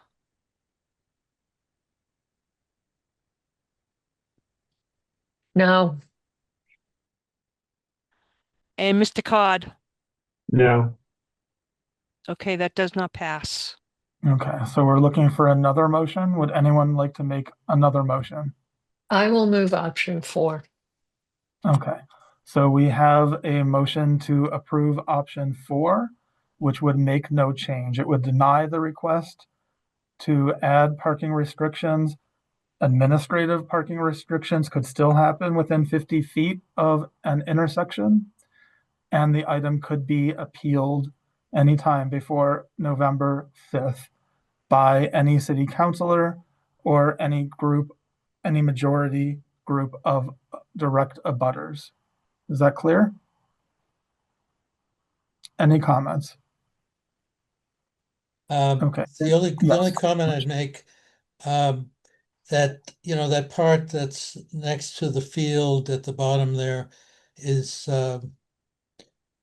I heard you said you could introduce something within 75 feet, but maybe that part of it, there could be something done with the parking that would ease that area at least. Although maybe there should be some more parking down there, which might ease a little bit of the parking on Islington. But keeping that out of it, maybe that would be helpful. Okay, so this does not require the restriction of parking within 50 feet of an intersection, but it allows it based on engineering judgment. So we would have engineers go and make their judgment in terms of what makes the most sense for restricting. That is an administrative decision, doesn't need to be approved by traffic council, right? Any last comments? Danielle, can you call the roll for option 4, denial? Mr. Kosis, Aye. Mr. Cod, Aye. Captain Devine, Aye. Counselor Downs, Aye. Mr. Fishman. No. Okay, that is 4-1. Mr. Fishman opposed, and the motion was to deny. Okay. So this item has been denied. Again, thank all of you for your comments. I'm not sure if this is the end of this discussion or not. We might see all of you again in a different venue. Thank you all. We're going to go on to the next item. So our next item is Okay, I think that's the wrong number. I believe it should be saying TC 825, not TC 4525. Yeah. So this is actually TC 825. So please disregard all of the numbers that say TC 4525. Okay. This is TC 825. I'm going to read this whole thing into the record, and then I'm going to turn it over to Ned. If you could do the first couple slides, and then we'll turn it over to the planning department. All right, so this is TC 825, Mayor Ruth Ann Fuller and Director of Planning and Development Barney Heath requesting a trial to remove a portion of the two westernmost rows of parking within the Langley Road Triangle Municipal Parking Lot in Newton Center and relocate the 12 reserved spots for employee parking, the 2 reserved spots for Zipcar, and the 2 reserved spots for Blue Bikes for a net reduction of between 5 and 10 triangle lot public parking spaces to allow for the creation of a temporary public plaza for gathering, art, and play in the heart of Newton Center.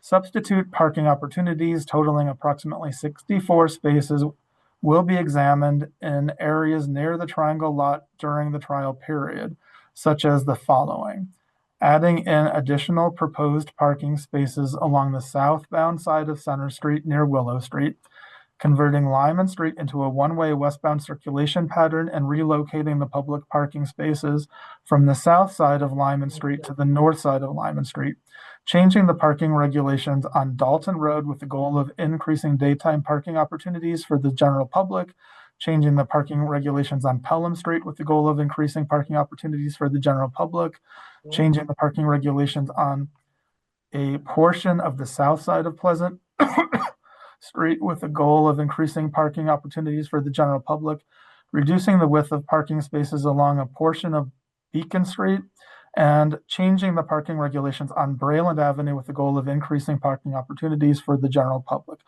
The 12 employee parking spots currently within the triangle lot are proposed to be relocated within the village center, either in other municipal lots or metered street spaces, street parking. The 2 Zipcar spaces currently within the triangle lot are proposed to be relocated to 2 parking spaces within either the Cypress Street, Pleasant Street, or Pelham Street municipal lots. As a trial, none of these changes are permanent, and permanent changes could occur only through subsequent traffic council docket items and action. This item was held for a trial on February 27th of this year, held for a long-term trial.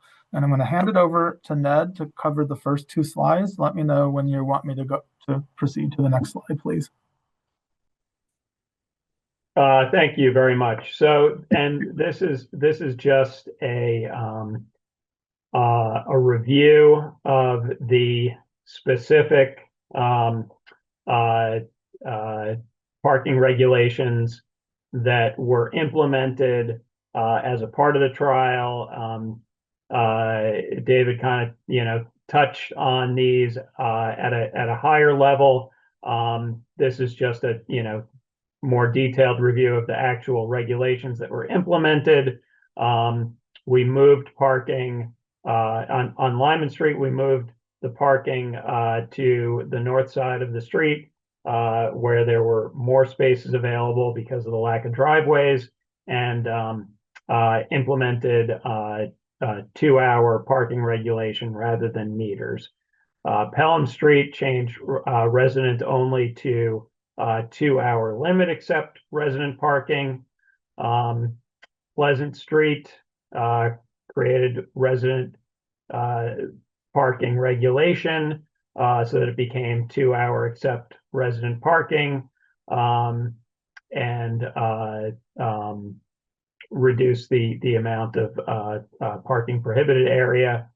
Brayland changed it from a 4 to 6 p.m. no parking to a 2-hour limit except by resident parking. Dalton Road created a 2-hour limit except by resident parking. That's kind of an unusual case because we found no restrictions in the city's traffic and parking regulations. There were signs up regulating parking, but they were not included in the TPR, which is part of the city ordinance.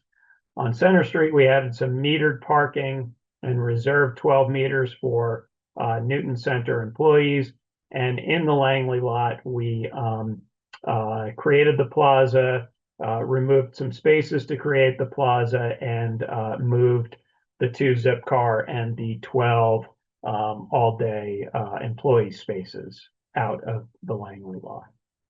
So those were all the changes that were done through the trial. So yeah, go ahead, go to the next slide, please.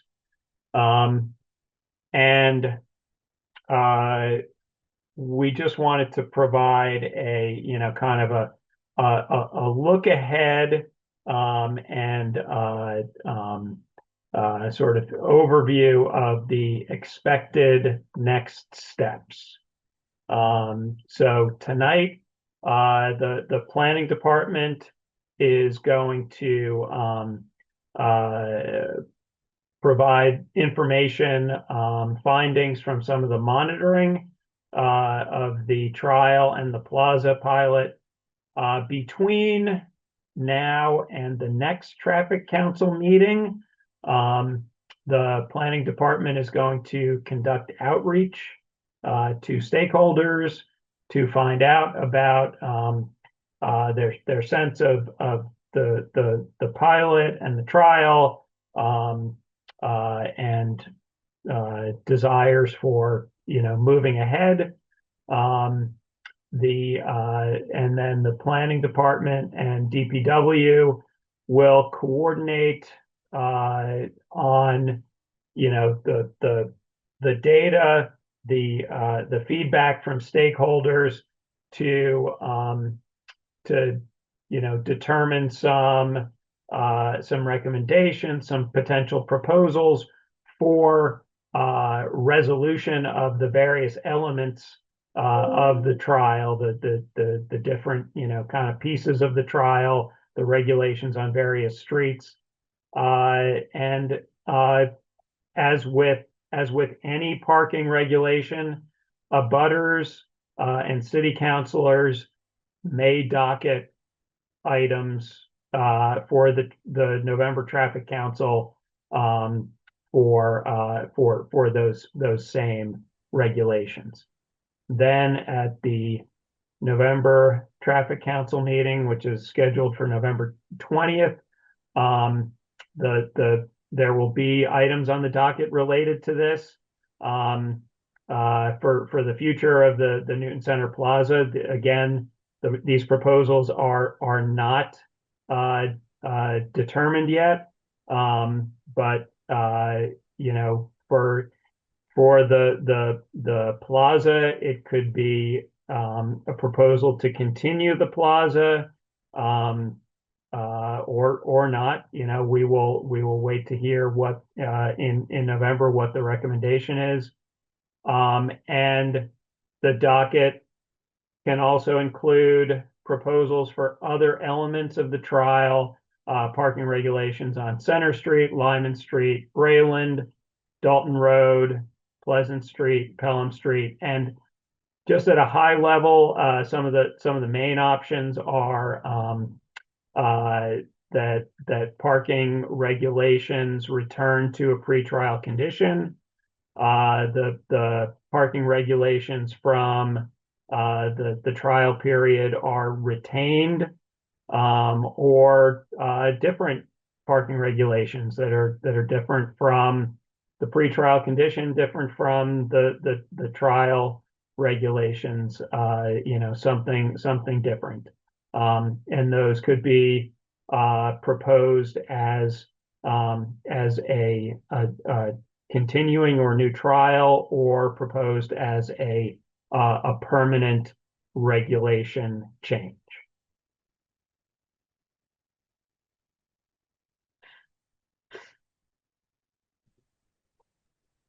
Okay, thank you, Ned. So now I'm gonna stop sharing my screen, and I'm gonna invite, I'm not sure who, it might be Zach. Can you see my screen? I just started sharing. Hannah. Yes, Hannah.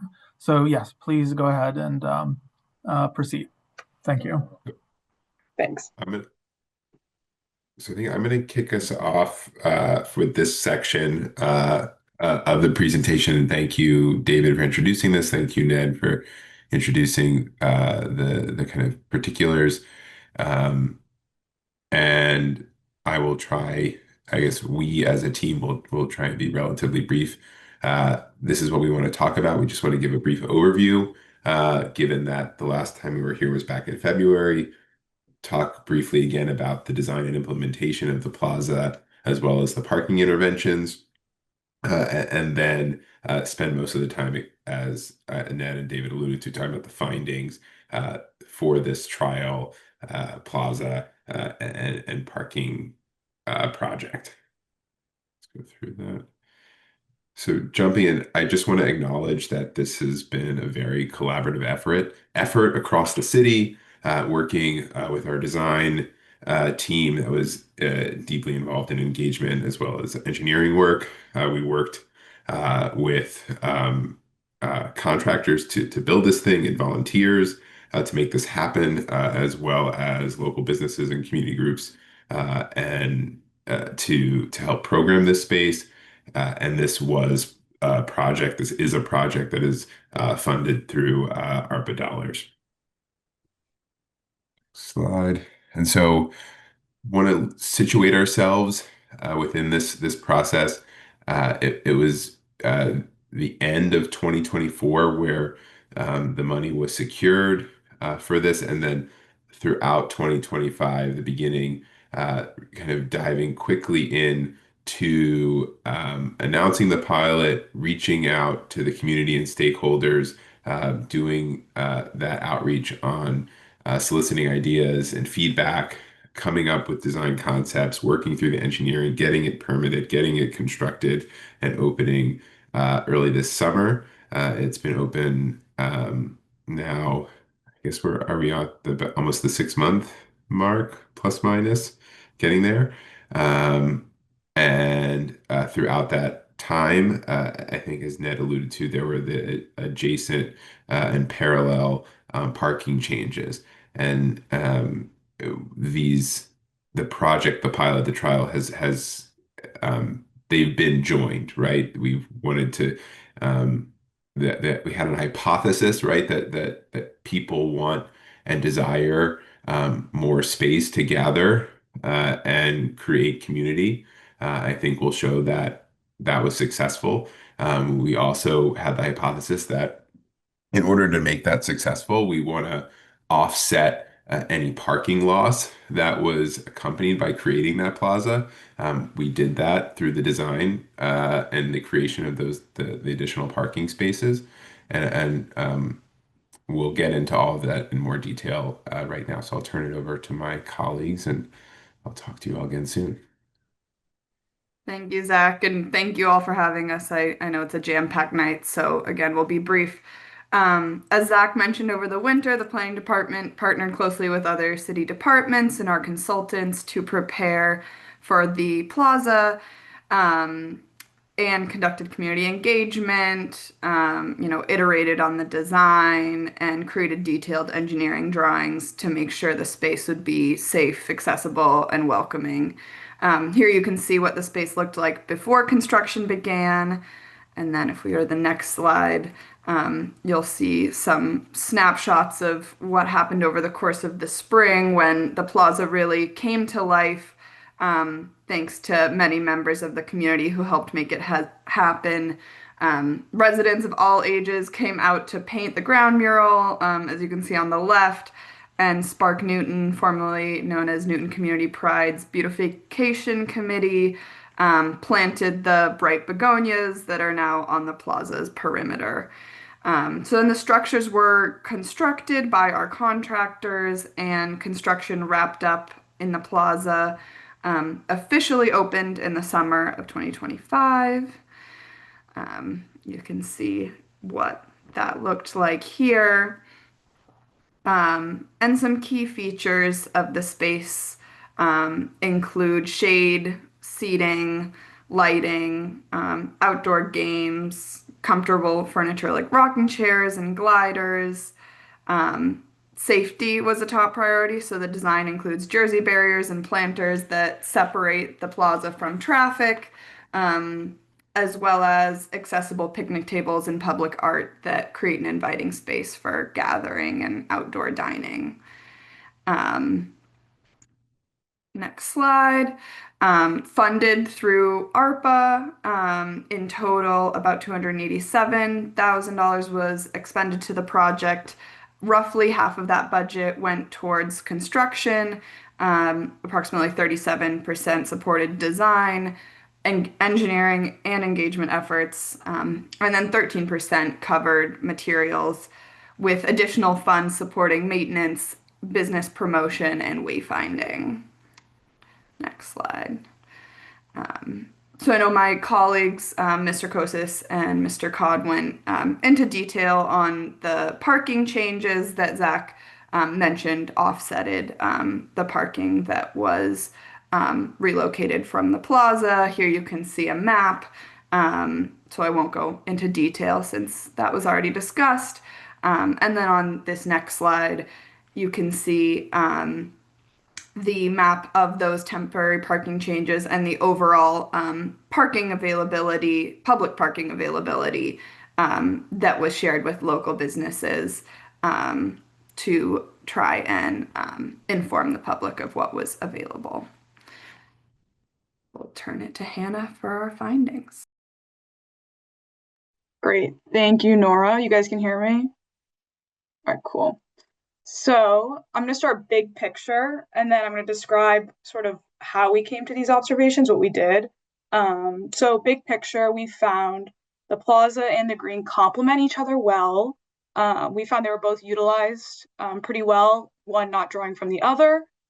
We found that there were visitors who often went to businesses after visiting the plaza. And we also found that it was accessible in a family-friendly space for all different kinds of people. And we also found through our outreach that additional programming can greatly benefit the space as well. So our first observational tool that we use is called the GEL tool. So it's an online way of observing people. It gives you a criteria, and it allows for people to do it easily from their cell phone. So we had 2 summer interns and a few volunteers that took this role on for us. They spent many hours doing this at many different time frames, so very grateful for their efforts. So they were out there from July 8th to August 10th. They visited during 3 different time periods: the morning, that was around 9 to 10 a.m., afternoon around noontime, and then the evening between 4 and 6 p.m. And so they were there for 30 minutes, both at the green and then at the plaza. And like I said, they were there 52 total times throughout the summer. In their data, they collected the number of people that were in each space and the type of activity that people were doing, whether that's playing, socializing, eating to-go food, exercising on their technology, things like that, and then their estimated age as well.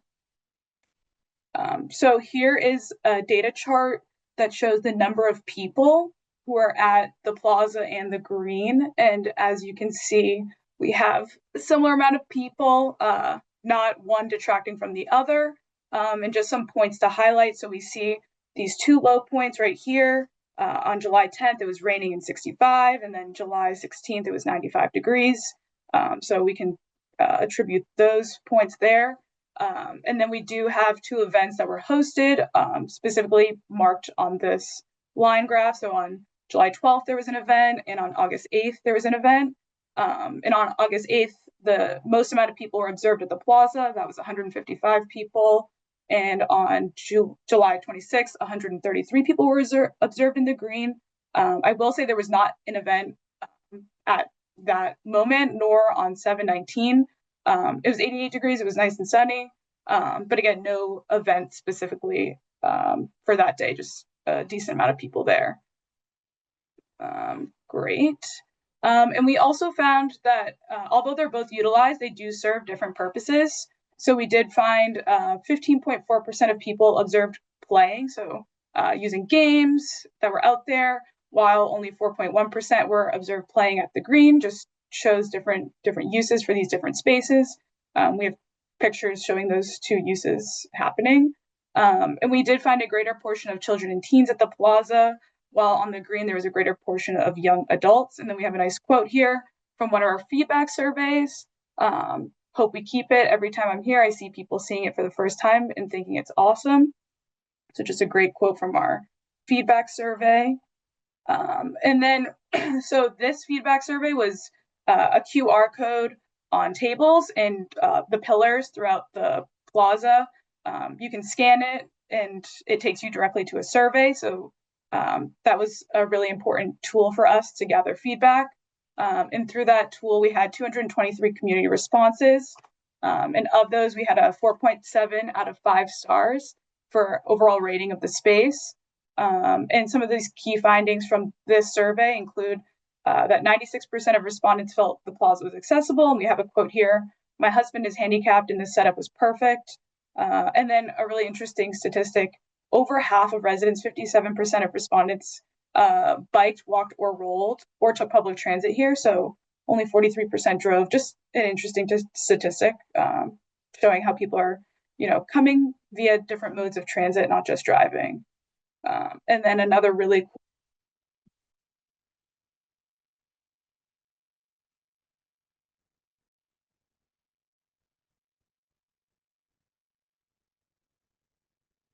Okay, and I'm not sure we're getting the music if you want to keep rolling. Oh, sorry. That's awkward. Anywho, that was an Instagram reel from one of our partners, Oliver Newton, just advertising a really cool business directory that was also scannable from the plaza. And our statistic that we found here was 95% of plaza visitors said that they frequented a business. And then we have a nice quote here too. "Loved it. I was skeptical, but I took a work meeting here, brought my kids here. Perfect extra reason to come get bagels, coffee, ice cream in town and hang out. We'll be coming back. I understand the parking issue, but the Newton Center parking lot is such an eyesore and food brings people together." So just another cool way of incorporating some business feedback and plaza feedback. And then of those 95% people who said they frequented a business while they're at the plaza, almost a quarter of those said that they visited a business for the first time. And again, just to hatch out again, the QR codes were on the picnic tables, and this is a screenshot of that website from Oliver Newton, directing people to the shops and to dining. And since launching that website, there have been a total of 1,007 website visits to this landing page right here, which was also advertised in a newsletter. So newsletter and the QR code and on social media. Just mentioned that. And Oliver Newton has also received a total of 16,901 total views across 7 different posts and Instagram stories about this initiative and about the plaza. So getting a lot of attention there. Probably, can you hear me? Okay. So this is just a video of an event that was held at the plaza. In total, there were 6 official events that we were made aware of through permitting. So those are Poetry in the Plaza, Shakespeare in the Parking Lot, Fall Village Concert, Plates and Prose, Crypto and Charcuterie, Music and Memories. And then we also worked to get the fee to pull an outdoor special event permit waived, just making it easier and more accessible to host an event there at the plaza. And then what we're also hearing, so we're also doing a plaza feedback survey with the businesses. So we sent that to an updated email list of 86 Newton Center businesses. And then we also used our partner, Lauren Berman with Oliver Newton, to send to her contacts. And so we've gotten 16 responses so far as of today. And some of the big themes that we've heard from this feedback survey is that the plaza is a welcoming space for people, still addressing continued concerns around customer and employee parking, and a desire for more programming. And so what's next here is we're going to keep following up with these survey respondents and have some meetings with them, and also continue to solicit more feedback. We want to hear from as many businesses as possible. And then we're going to keep emailing and reminding business folks about November Traffic Council, where decisions will be made.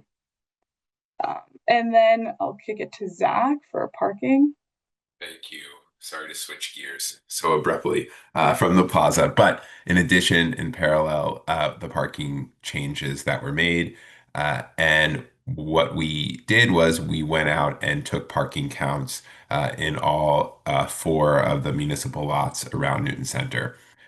Before the plaza was created, and then afterwards throughout the summer and into the fall. And what we found is the municipal lots were never functionally full. We went out and morning, afternoon, evening, weekday, and weekend, and none of them rose above, the functionally full standard of about 85%. Not surprisingly, this really all of these things also align with past parking studies pre-Plaza, so 2017, 2013. The busiest times are afternoons, weekday and weekend. The Langley lot fills up first, right, given its prominent location relative to the other ones, Pelham, Cypress, and Pleasant. The employee parking, the long-term parking are all highly utilized within the lots that they exist as well. So really, when we're talking about functionally full, and there's always parking available, we're talking about the short term, the 2-hour, the 3-hour metered spaces. Next slide. I'm gonna go through these really quickly. This is the data. So what you can see on the left, the 2 charts are essentially the parking counts we did before the plaza started, so in the winter of 2025, and then the 2 on the right are the counts for the lot, and then Pelham, Cypress, and Pleasant separately. And we're just going to go morning, afternoon, night for weekdays, and then go into weekends. So we can kind of just move through these. You can see here. So these are the weekdays. Now we're going into weekends, weekend afternoons, weekend evenings. Those are, just again, in summarizing, that data is showing these parking lots have capacity, and they have capacity even with those additional parking spaces that were added, that we highlighted and that Ned highlighted at the beginning on the adjacent and surrounding streets. And so one more slide. I think this somewhat this basically parallels with what Ned was saying. We're hoping to come back and planning to come back to Traffic Council in November. The idea from this conversation, just talking about general updates, is to come up with options to present at Traffic Council about keeping, removing, or modifying the plaza in some way, talk about their pros and cons and the associated costs with each of those options, and then come forward with a city recommendation of those options. And I won't speak, Ned, you already spoke to the parking piece, but just trying to mirror what Ned said. So thank you all, and hope you all got out there, and hope you do if you have not. Great.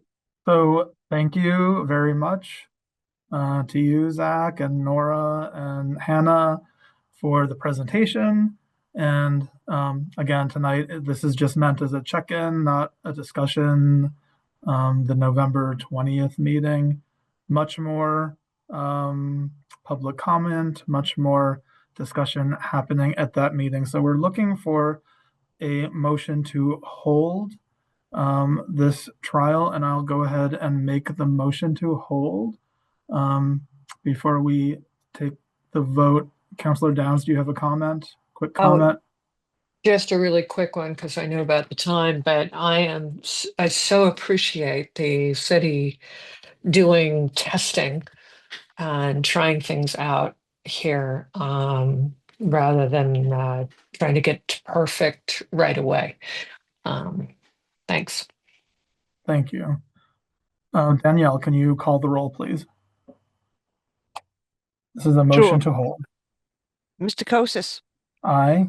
Mr. Cod, Aye. Captain Devine, Aye. Councilor Downs, Aye. Mr. Fishman, Aye. Okay, that's item is held 5-0. Thank you very much. We'll see many of you at the November 20th meeting, and we're going to move on to the next item. Actually, I'm going to open the next two items.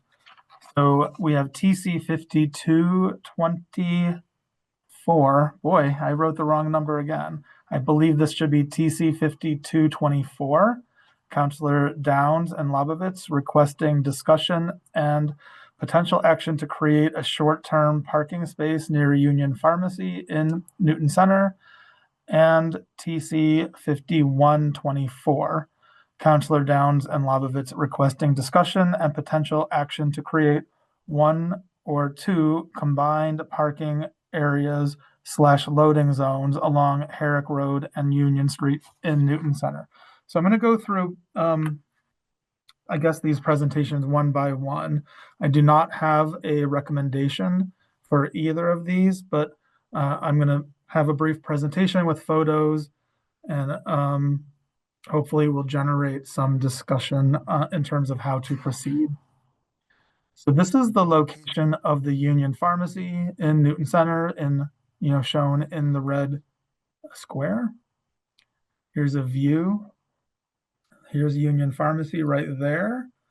And this is the parking space, possibly the parking space in question, right in front of the Union Pharmacy, or maybe one on the other side. The one right in front is also right in front of the in-street dining. All right, so we really will be working off of this image right here. So this map, it shows the total number of spaces on the, along Herrick Road and Union Street. There's 32 spaces on the north side of Herrick Road and Union Street, right? And then there's also 32 spaces on the south side of Herrick Road and sort of the west side of Herrick Road and the south side of Union Street. So in the red, you see where all the 2-hour spaces are located. And then we also have 3 areas that have in-street dining for 3 different restaurants. A total of 6 spaces are dedicated to in-street dining. And then we have the 1 accessible space. So I'd like to see if we can have some discussion in terms of this request. The request is to create a short-term parking space. So some things we might want to talk about is, how could it be enforced? Would we be pulling out a meter? And if it's a 15-minute unmetered space, how could that be enforced by parking control? We could talk about which space would we even be talking about for an in-street, for a short-term space, and then also concern about precedent throughout the rest of the city. So that's the presentation I have for this item. And let's stop there and have a discussion about how we all feel about converting either one of the spaces or one of the in-street dining spaces into a short-term unmetered parking space. So, Councilor Downs, you want to go first? Yeah, thank you, Chair. There's just both of these items were the result of a walking survey that the Ward 6 councilors and I and planning did on Union Street.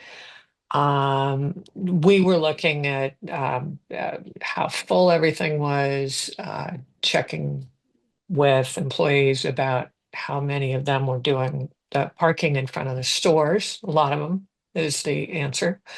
They park in front of the stores and feed the meters, and the people upstairs in the offices also park in front of the stores and feed the meters, and that's why customers have such a struggle to find a place to park. And in the interest of trying to help businesses, we docketed these 2 items. One, because Thistle and Leak and several others said, there's a tendency for deliveries to happen mostly early in the morning, but sometimes closer to 10 or 11 as the street starts to fill up with employees. And they end up blocking the street because there's no place for them for trucks to pull over. So they double park and unload. And that's clearly not acceptable. And as we were talking, Union Pharmacy also said we would really appreciate having someplace where our customers could pull in quickly, pick up a prescription, and leave. So we docketed those two items to do that, and I appreciate how difficult it might be to enforce a 15-minute meter, but you're not going to get somebody who's working in the store next door parking there all day. Thank you. You started to talk about the next item, TC 5124, the combined loading zone parking areas. Maybe I should just go ahead and do that presentation also, and then we could talk about both of them. Yeah, I think they're related. Okay. So this is 5125. No, that's wrong. 5124. This is 5124. So here is the location of Union Street and Herrick Road in Newton Center.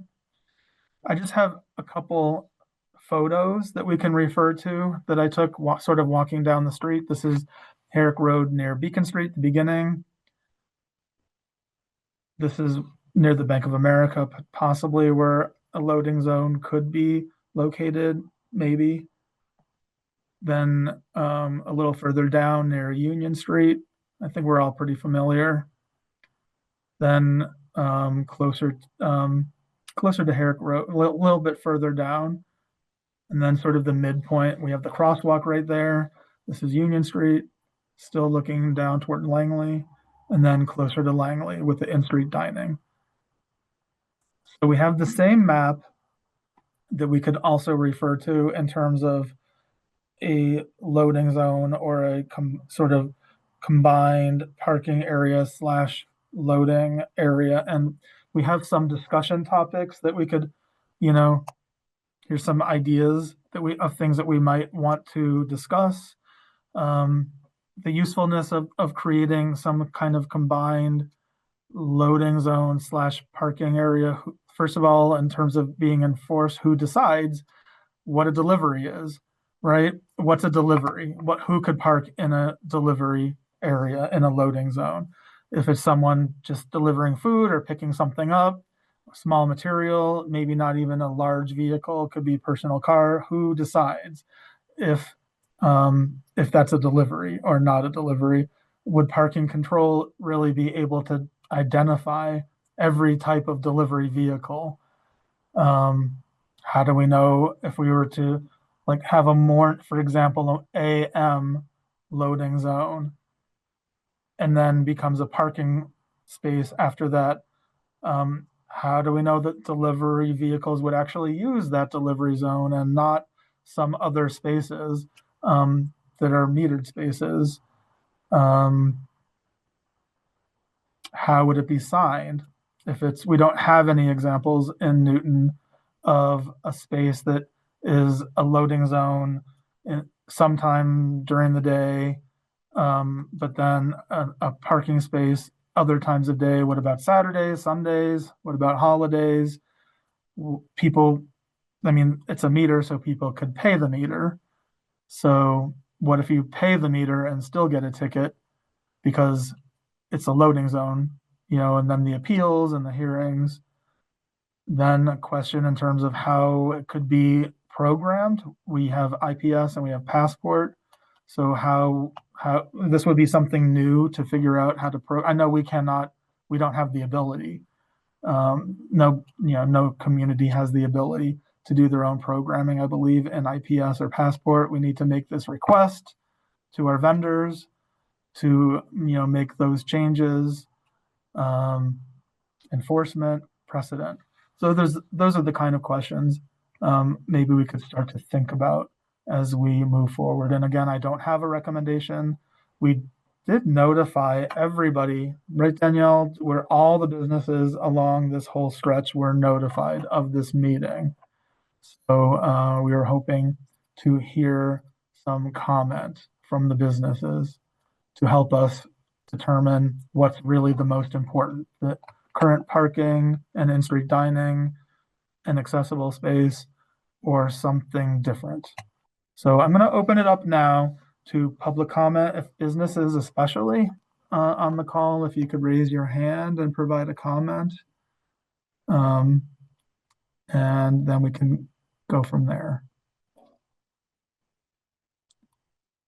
I see John. So yes, John, our Economic Development Director. Hey, good evening, everyone. I know it's late, so I just wanted to bring up one other facet of this that might be of interest to the council, and that is a discussion I've had off and on over the past couple of years with some of the restaurants about the potential for valet parking, which is not something I believe we have a policy established in the city for how that would work, but I just wanted to bring it up because I think there are multiple users of these spaces. There are different audiences and different interests, and I know that the council works to balance those competing interests, and I just wanted to make sure that one was represented. Thank you. Thank you, John. Thank you very much. Other comments in terms of the docketed items for removing a space, an in-street dining space or a short-term parking space. I'm assuming we can't remove an accessible space. So one of the spaces in yellow or red to create a very short-term space. I do have one comment on that, just because I remember this, that we did, and I might have mentioned this at some previous meeting, that I have a very clear memory several years ago. An item was docketed, I think it was by Councilor Danberg, to remove a metered space on Beacon Street. There was a liquor store there, Murray's. I think there was a liquor store called Murray's on Beacon Street, and there was a traffic council trial to remove a meter in front of the liquor store because, a lot of running in and quick in and out. And so there was a trial. We removed a meter. I don't know if anyone else on the call remembers this, but a meter was removed, a 15-minute space was put in, and then it was a trial, so we monitored it and quickly found that it was abused.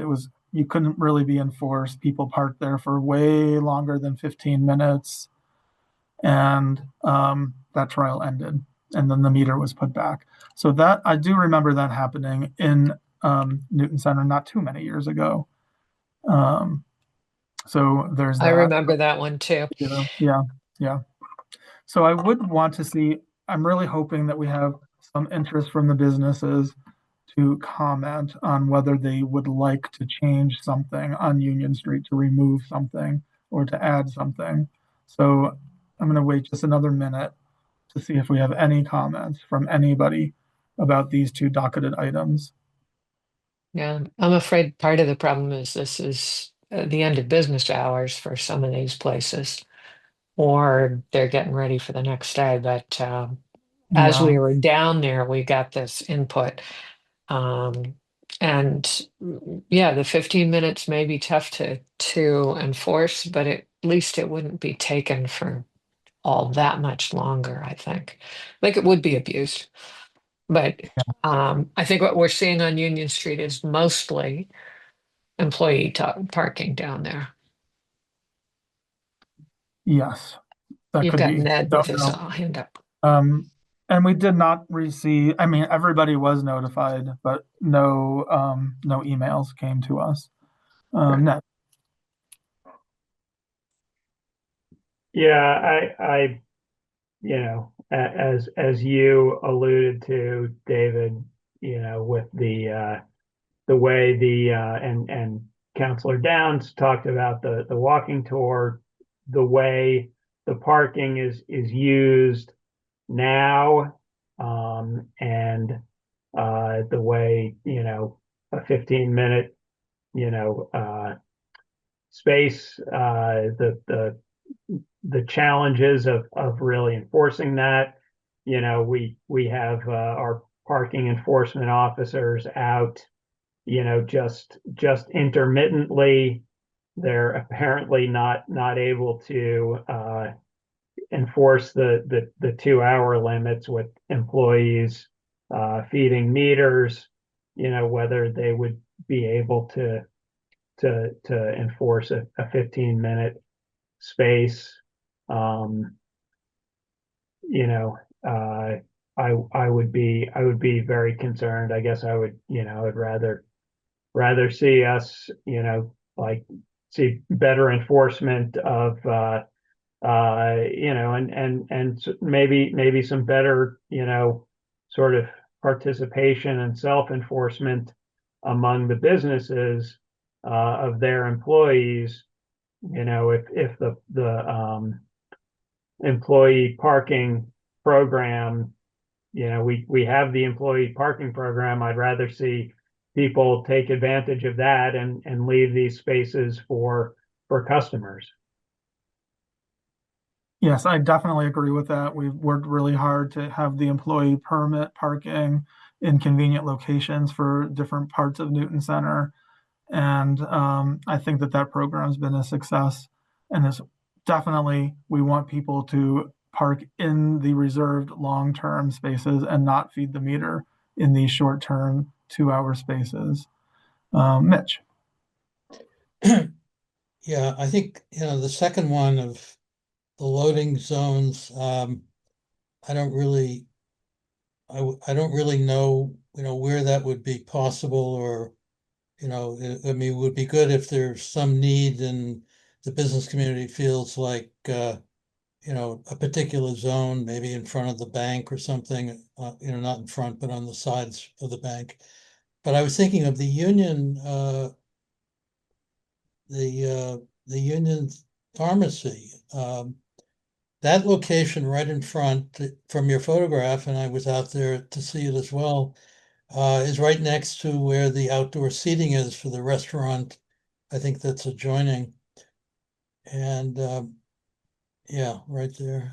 And I was thinking maybe that space, it's hard to tell if that gray car is in that space or in the one in front, but that space maybe could be marked in a way, I don't know, I'll call it live parking only, or drop or pickup parking only, but something without a meter, so that you wouldn't have that opportunity of feeding the meter every 15 minutes if maybe that's how the Murray's thing fell apart. But I mean, I can see the need for that, because every other pharmacy, you know, CVS, Walgreens, they all have parking lots. And if these guys are going to survive, seems to me they need some way of improving their relationship with their customers. And I think that would be a good idea. I just don't know exactly, you know, I don't know, for example, whether, I assume the eating place is gone in the winter. It's not out there all year round. But that location, which is, I think, more or less right in front of Union, that would be a good place to mark. Maybe it's a trial, but maybe that's easy lifting. We don't have to get into precedent, and we don't have to worry about enforcement. We could just try it out on a trial and see if see if the Union likes it. Maybe it helps their customers. And you know what? If it doesn't help their customers, we put it back in the current position. Thank you, Mitch. Well, that's what I was talking about when we did the previous trial, because we're talking about pulling out the meter and then having like a 15-minute space with no, it's not like you're paying the meter every 15 minutes. It's, I guess it's like having a parking control officer. Just, I don't even know. They can't just stand there all day long to see if someone parks longer than 15 minutes. It's much easier to enforce if you just look at the meter and see if it's paid or not, right? Then wait for 15 minutes and see if someone leaves, you know. And I mean, I don't even know the 15 minutes is long enough. Most of the time when I go to pick up my prescription, it's not ready, right? And just have a seat. So it could definitely, I don't know. My sense is it's more harm than benefit. So Simon French.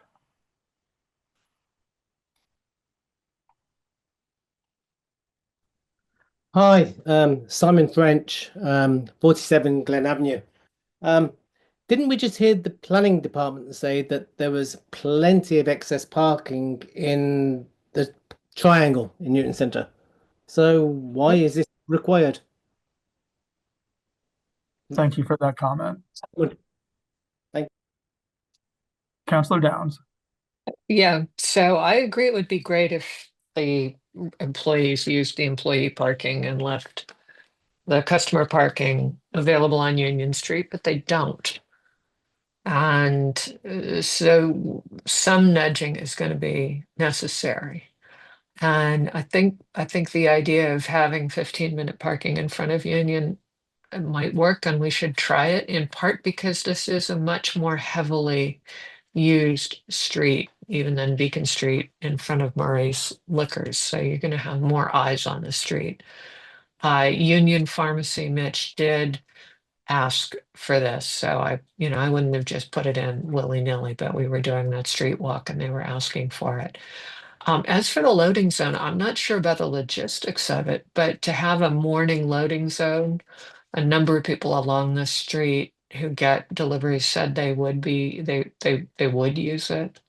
And it's certainly preferable to having Union Street totally blocked off for the duration of a delivery. You can sort of tell that they're doing a delivery because the back of the truck of the car is open and there's somebody usually with a dolly going back and forth.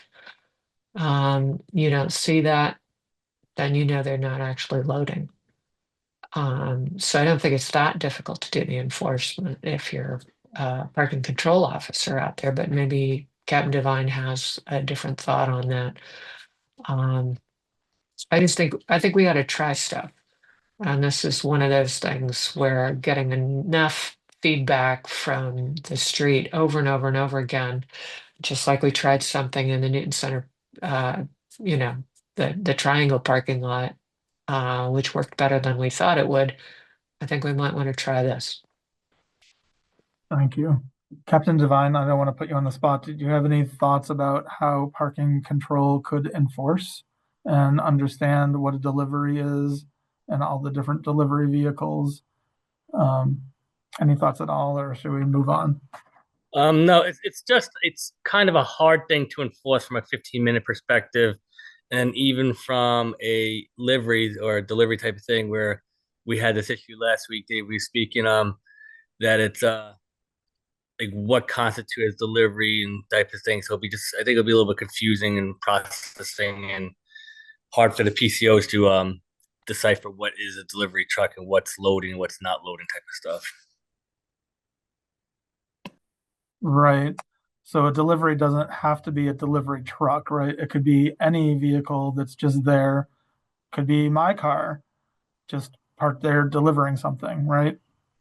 Yeah, we had this last week at another location where someone was not the typical delivery truck, and it turned into a debate on what counts as a delivery or livery type of truck, and so it's something that's hard to watch and monitor.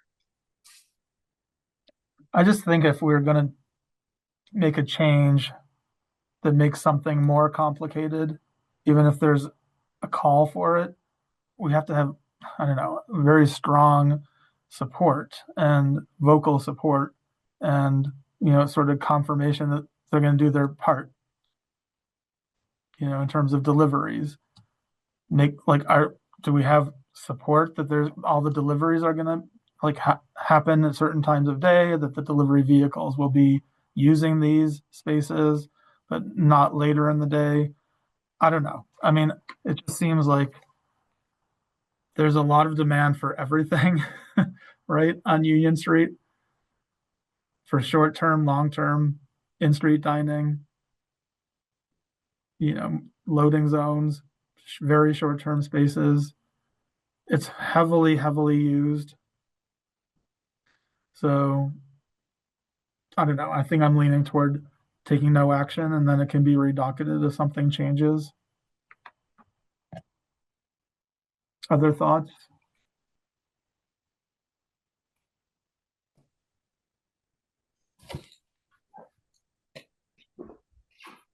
Don't see any hands. Oh, Mitch.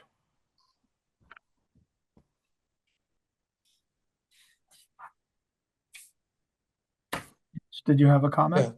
Yeah, I was Yeah. just unmuting myself. Mhm. Yeah, I mean, I think, as Councilor Downs said, if, there was a real request, it really jumps out at you that, I mean, again, I would be interested in, seeing how many people just sort of, I mean, I guess I can assume that people would walk from the parking lot on the other side of Beacon. And, why do they need, a drop off in front? But I think, it helps their ability to be a pharmacy. I mean, that's what they are. And I think, that's a special need as well. But, I just see something in the front, maybe as a trial, maybe with a meter, maybe without a meter, maybe, sign docket, it's next to the outdoor seating where maybe you wouldn't want a car parked there all the time anyway. Maybe it doesn't help the seating outside. I think that would be a good location to try out. I don't know what the procedure would be, but we could do a trial so we wouldn't have to get locked into it. And maybe it goes for 6 months or something like that. And maybe it goes now and then, when things in the spring, you need a lot more parking, maybe not as many people are out in the winter, maybe you revert it back to a spot, but this is this is a good opportunity this time of year to try it out. Thank you for that comment. Councilor Wright. Thank you. So I use the 15-minute parking at the Arsenal, I don't know, mall. It's not the mall anymore, whatever, all the time. And I find it very convenient. And they have a bunch of spots, so it's not just one. But I normally can find one open. So I think it would be good to have one here, or at least to try it out. But I do find it very convenient. Instead of, parking a half a block away, if I'm just running in and getting something I ordered online and just to pick it up, it's so much easier.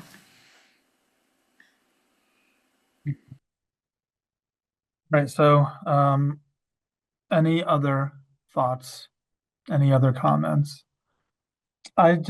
Again, I would still say that we've tried this one time before. It was too hard to enforce.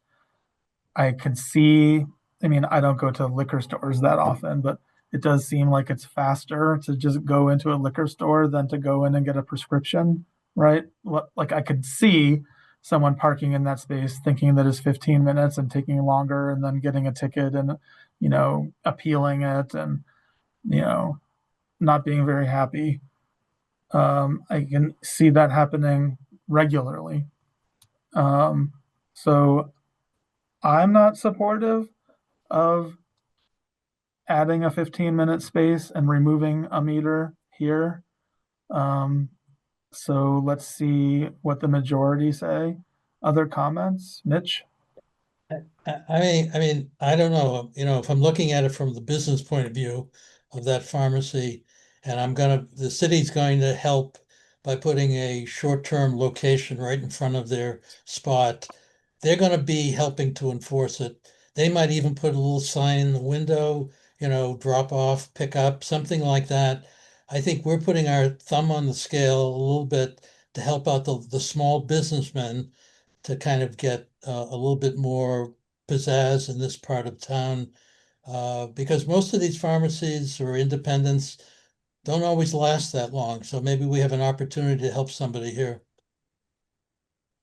Okay, thank you. Councilor Downs.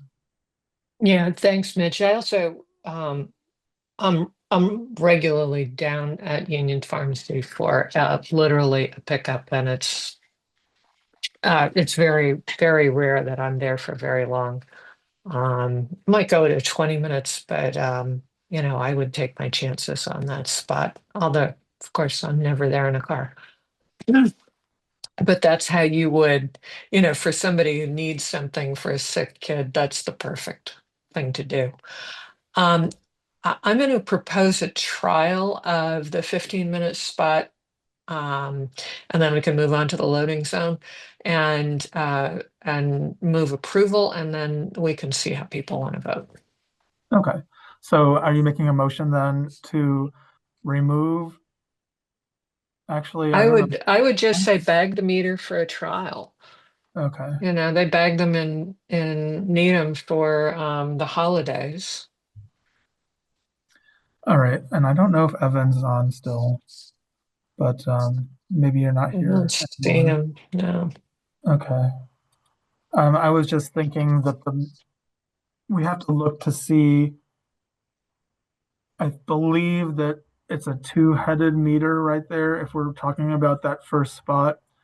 So I don't know if that would mean moving the other meters up further, because maybe not for a trial, but I guess if it was ever to be made permanent, if we were to remove the 1 meter on a double-headed meter, we would end up with 1 meter behind the space. So it might, there might be a lot to this if it does eventually move forward. But Excuse me, David. Yes. Evan is still on the call. Oh, okay. I don't know. I don't want to put Evan on the spot, but Oh, okay. you could raise your hand if you have any comments. Otherwise, we'll just move on. So I believe that there is a motion now was it made by Councillor Downs or by Mitch?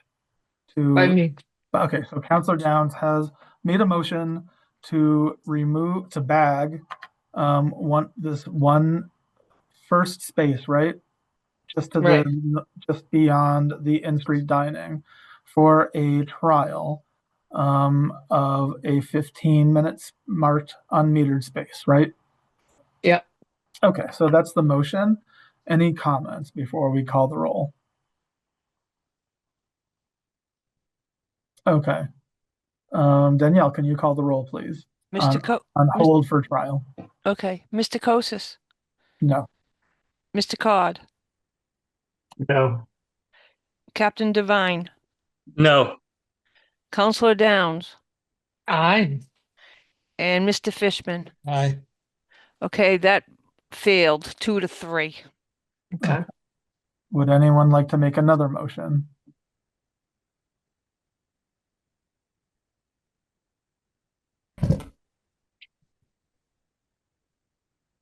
Okay, I will, to get things moving, I'll make a motion to NAN this item.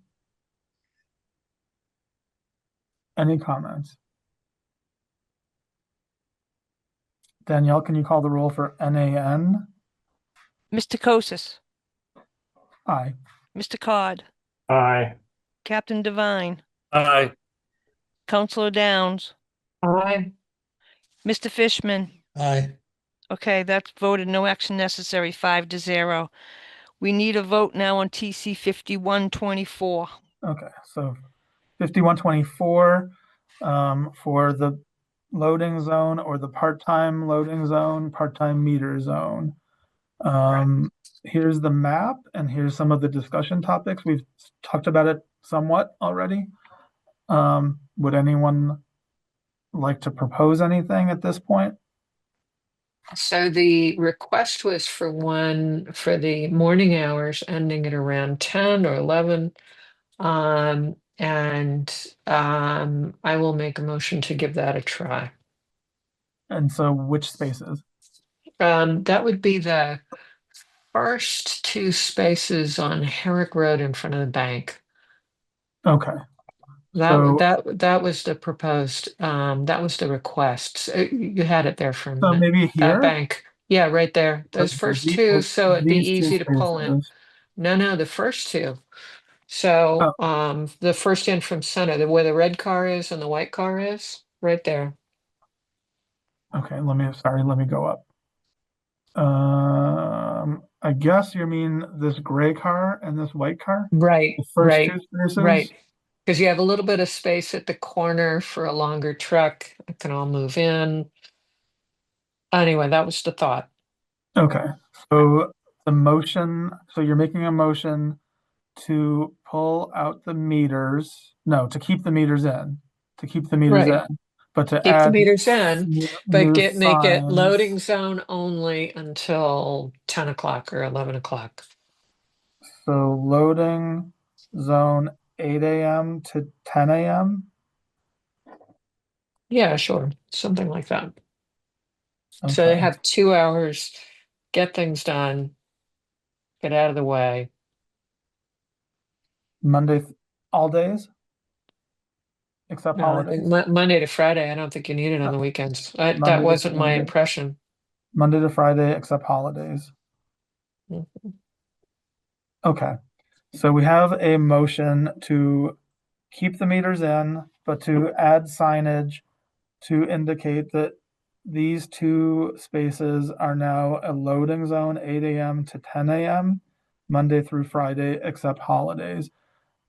Is that your complete motion? I think so. Okay. All right. Any comments on that before we vote on the motion? Okay. Danielle, can you call the roll, please? Mr. Kosis, No. Mr. Cod, No.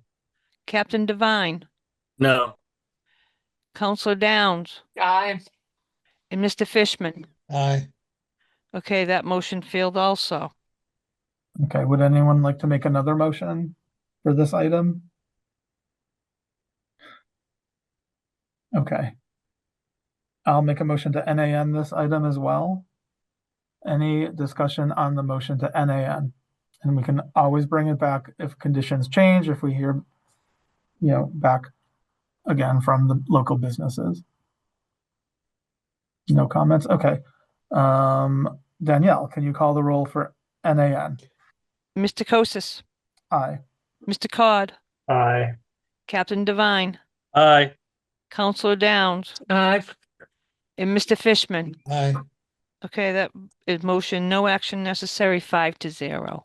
Thank you very much. And we're going to move on to the next item, which is TC 4425, Ned Codd, Director of Transportation, DPW, and Mignon Murray, Director of Older Adult Services, requesting that the Traffic Bureau provide 15 permits for staff to park in the Austin Street Municipal Lot without paying the kiosk during enforcement hours.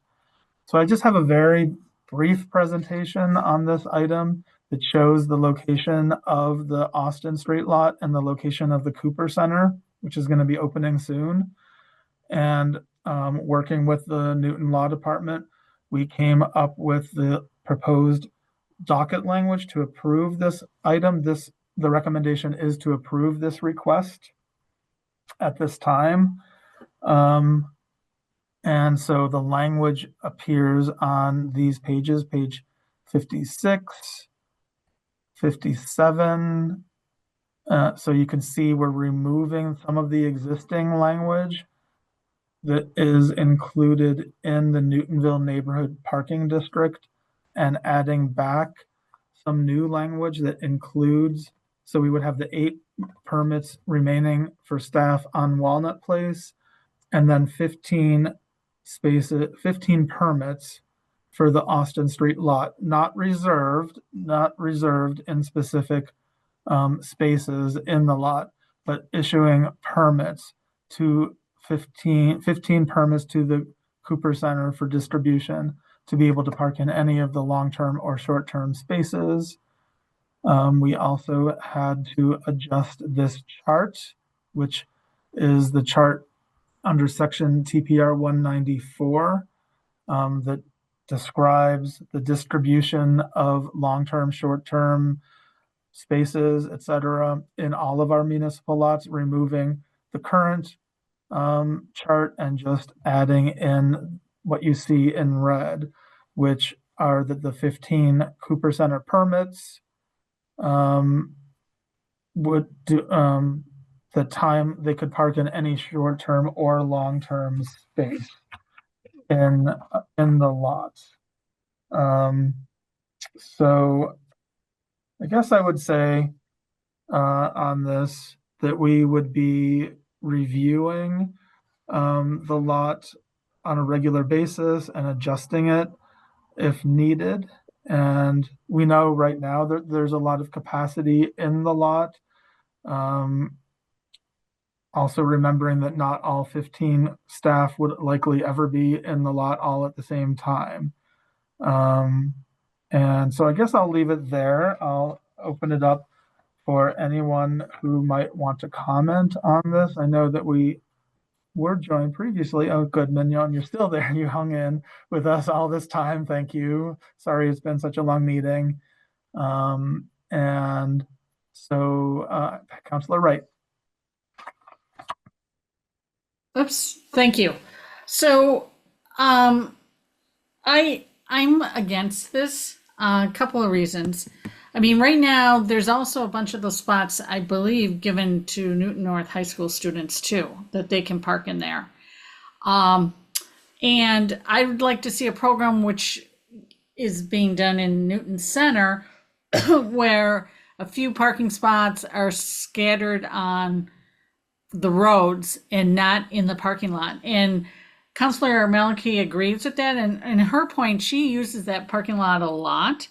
And excuse me, it's important for the businesses to have nearby parking. And she's also, and these would be turning over for customers. And she's been using it a lot and been noticing it's getting more and more full. And the big thing is at any one time, if Star Market says you can't park there, I have counted the number of cars parked there. I got there before, like at 6 a.m. and then came back a couple hours later. There's over 60 cars in the Star parking lot. So yes, there may be during different parts of the day, there might be some available spots, but I would like to see them get parking permits on the side streets and spread it around. And because these are the closest ones to the businesses and they need turnover and things like that. There's only so many on the street. So it's important to keep those open. Thank you. Thank you, Councilor Wright. Other comments from anybody?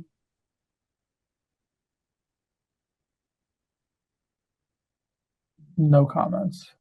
Councilor Barnes. Yeah, David, you probably know this, but I know we have allowed Newton North students to park in the lot, but I believe none of them do. Is that right? No, I happen to have a high school senior at Newton North this year, and we do have an ongoing trial. I mean, my daughter does not drive to school, but I know that we have an ongoing, there's an ongoing traffic council trial that does, for now, allow Newton North students to park in the lot on school days without paying the meter. We put that into place, if you remember, when we removed one of their zones, their Tiger permit zones on Lowell Avenue to create the pickup and drop off zone, right? Which is now being more heavily used. So that's a good thing. But when I guess my point is I have seen high school seniors, Newton North seniors that I know parking in the Austin Street lot. Not a lot, but mostly they of course go to Hull Street, and then you see more of them now on Lowell Avenue, but there are some that still do park in the Austin Street lot. But there's still plenty of spaces. Right now it's under construction, so it's full, the remaining spaces. But there's a lot of capacity right now. And like I said before, it's not like a cast in place, permanent solution. It'll be monitored. We can adjust it if we see changes. It's a parking, change in our TPR that can easily be changed again. So I guess that's it. So I hear you. It's kind of a trial that we can readjust as we go along. Yes. Yeah. I think that if the staff doesn't park in our municipal lot, they're also parking, on Walnut Place, like I said. But we have a larger staff coming there. They have to park somewhere. And I guess the other option would be on the neighborhood streets, right? So I think for now, it does seem like it makes sense to put them in the municipal lot where there's capacity. Peter Harrington, we did receive your email. Sorry, I didn't mention that. We received your email but you are here with your hand up. So I'll call on you now. Thank you. I've lived at 157 Lowell Avenue for 60 years. Over that period of time, I've used the municipal lot. I've used the Star Market lot. My concern here is, as has been pointed out, that there's a lot of local business customers that park in the Star Market lot and don't use the municipal lot. And that is a factor that you really should take into consideration. How, I don't know, but I think you have to be aware of it. Number two, the lot has been shared for many years with Newton North, and I don't know whether you were involved or not, but it was the post office parked there after hours prior to the building of the apartment building that's there now. Now they've been forced out and they are parked on Washington Street. So the question here is that these spaces are probably going to be given to the city to use. And my thought is that people younger than me who are seniors are going to be using the center. And you've got 30 spaces or so at the senior center.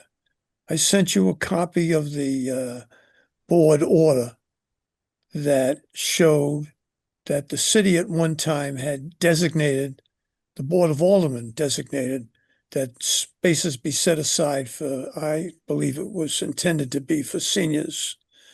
But as you start giving away spaces in the municipal lot, you have to give some consideration to the potential users of the building.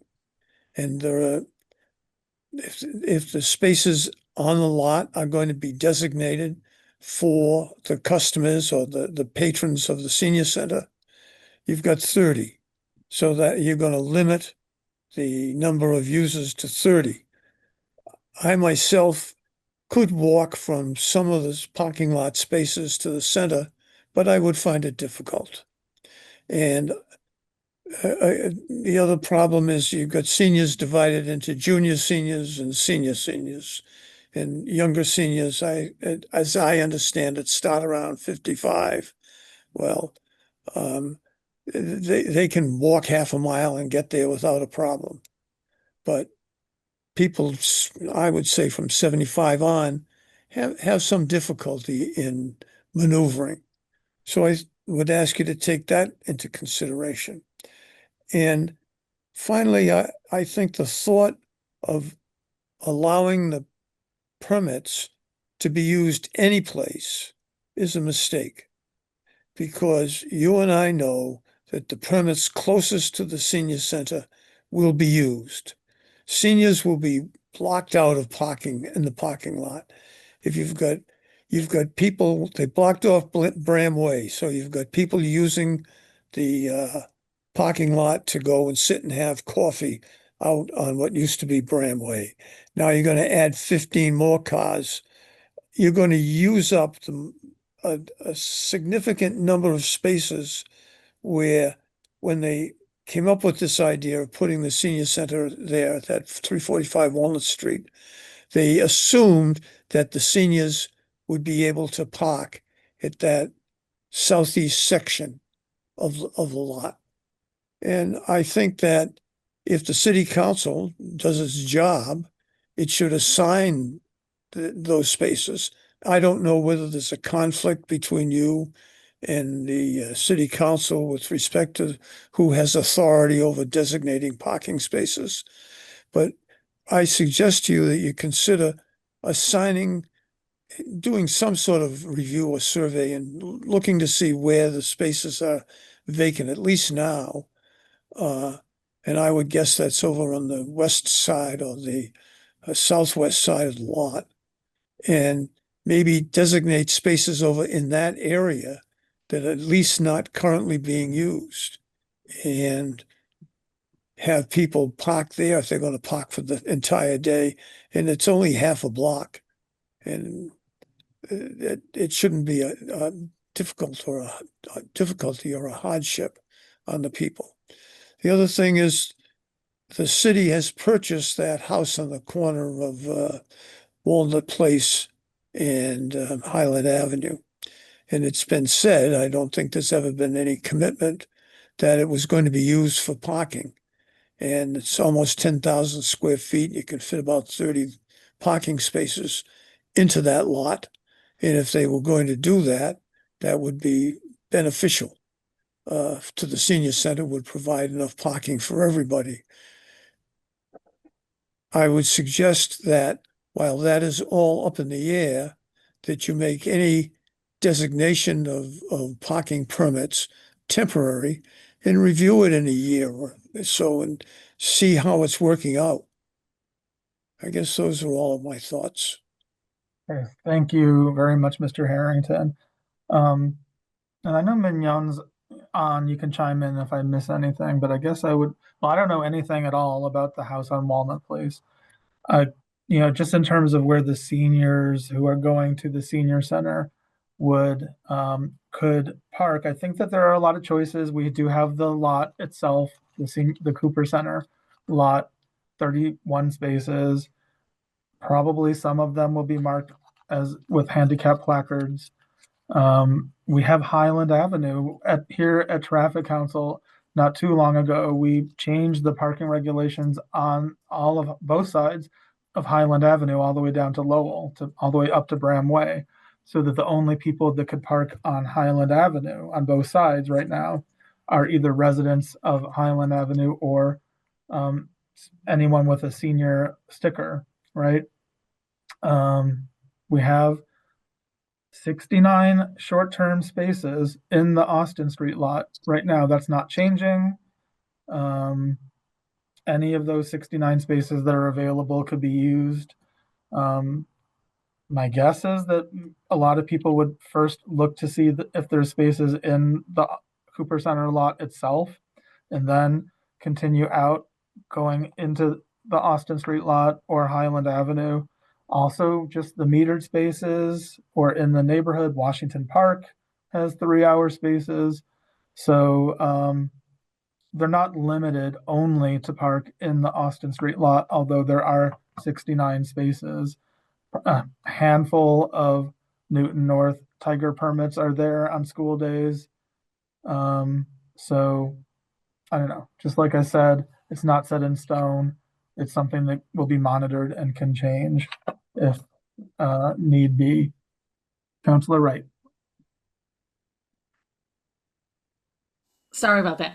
And I think Councilor Down's probably going to say the same thing. I thought that house will be used for a park. I didn't think it was going to be used for parking. And which would be nice, of green space and a park for the village center right there.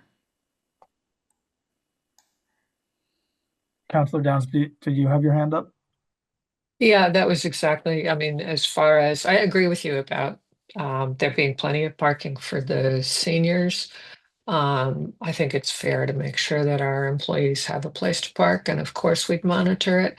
But yeah, that the house behind the senior center was purchased, although it's not to be transferred to the city until the owner no longer needs it. She wants to live there until she can no longer live there. But then the park, that was to be a park to make up for the fact that the Cooper Center is taking up basically all of what was an unofficial park in front of the senior center. So I would, I'm willing to vote on this and approve the parking permits, and we'll watch what happens with the parking. Thank you, Councilor Downs. Any other comments from anyone?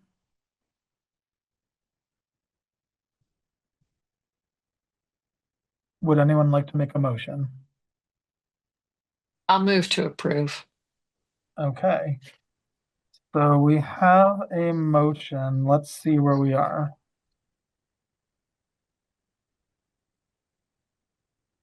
I think this would be TPR 1001. Yeah, this is only the second one. Yep. So TPR 1001. We have a motion to approve the language as shown. This would be TPR 1001 for TC 4425. Any last comments? Danielle, can you call the roll, please? Mr. Kosis, Aye. Mr. Cod, Aye. Captain Devine, Aye. Counselor Downs, Aye. Mr. Fishman. Aye. Okay, that's approved 5-0 TPR 1001. Okay, so we need to wait until November 5th for the appeals deadline. Once the appeals deadline passes, then these permits will be issued by the Traffic Bureau and forwarded to the Cooper Center administration.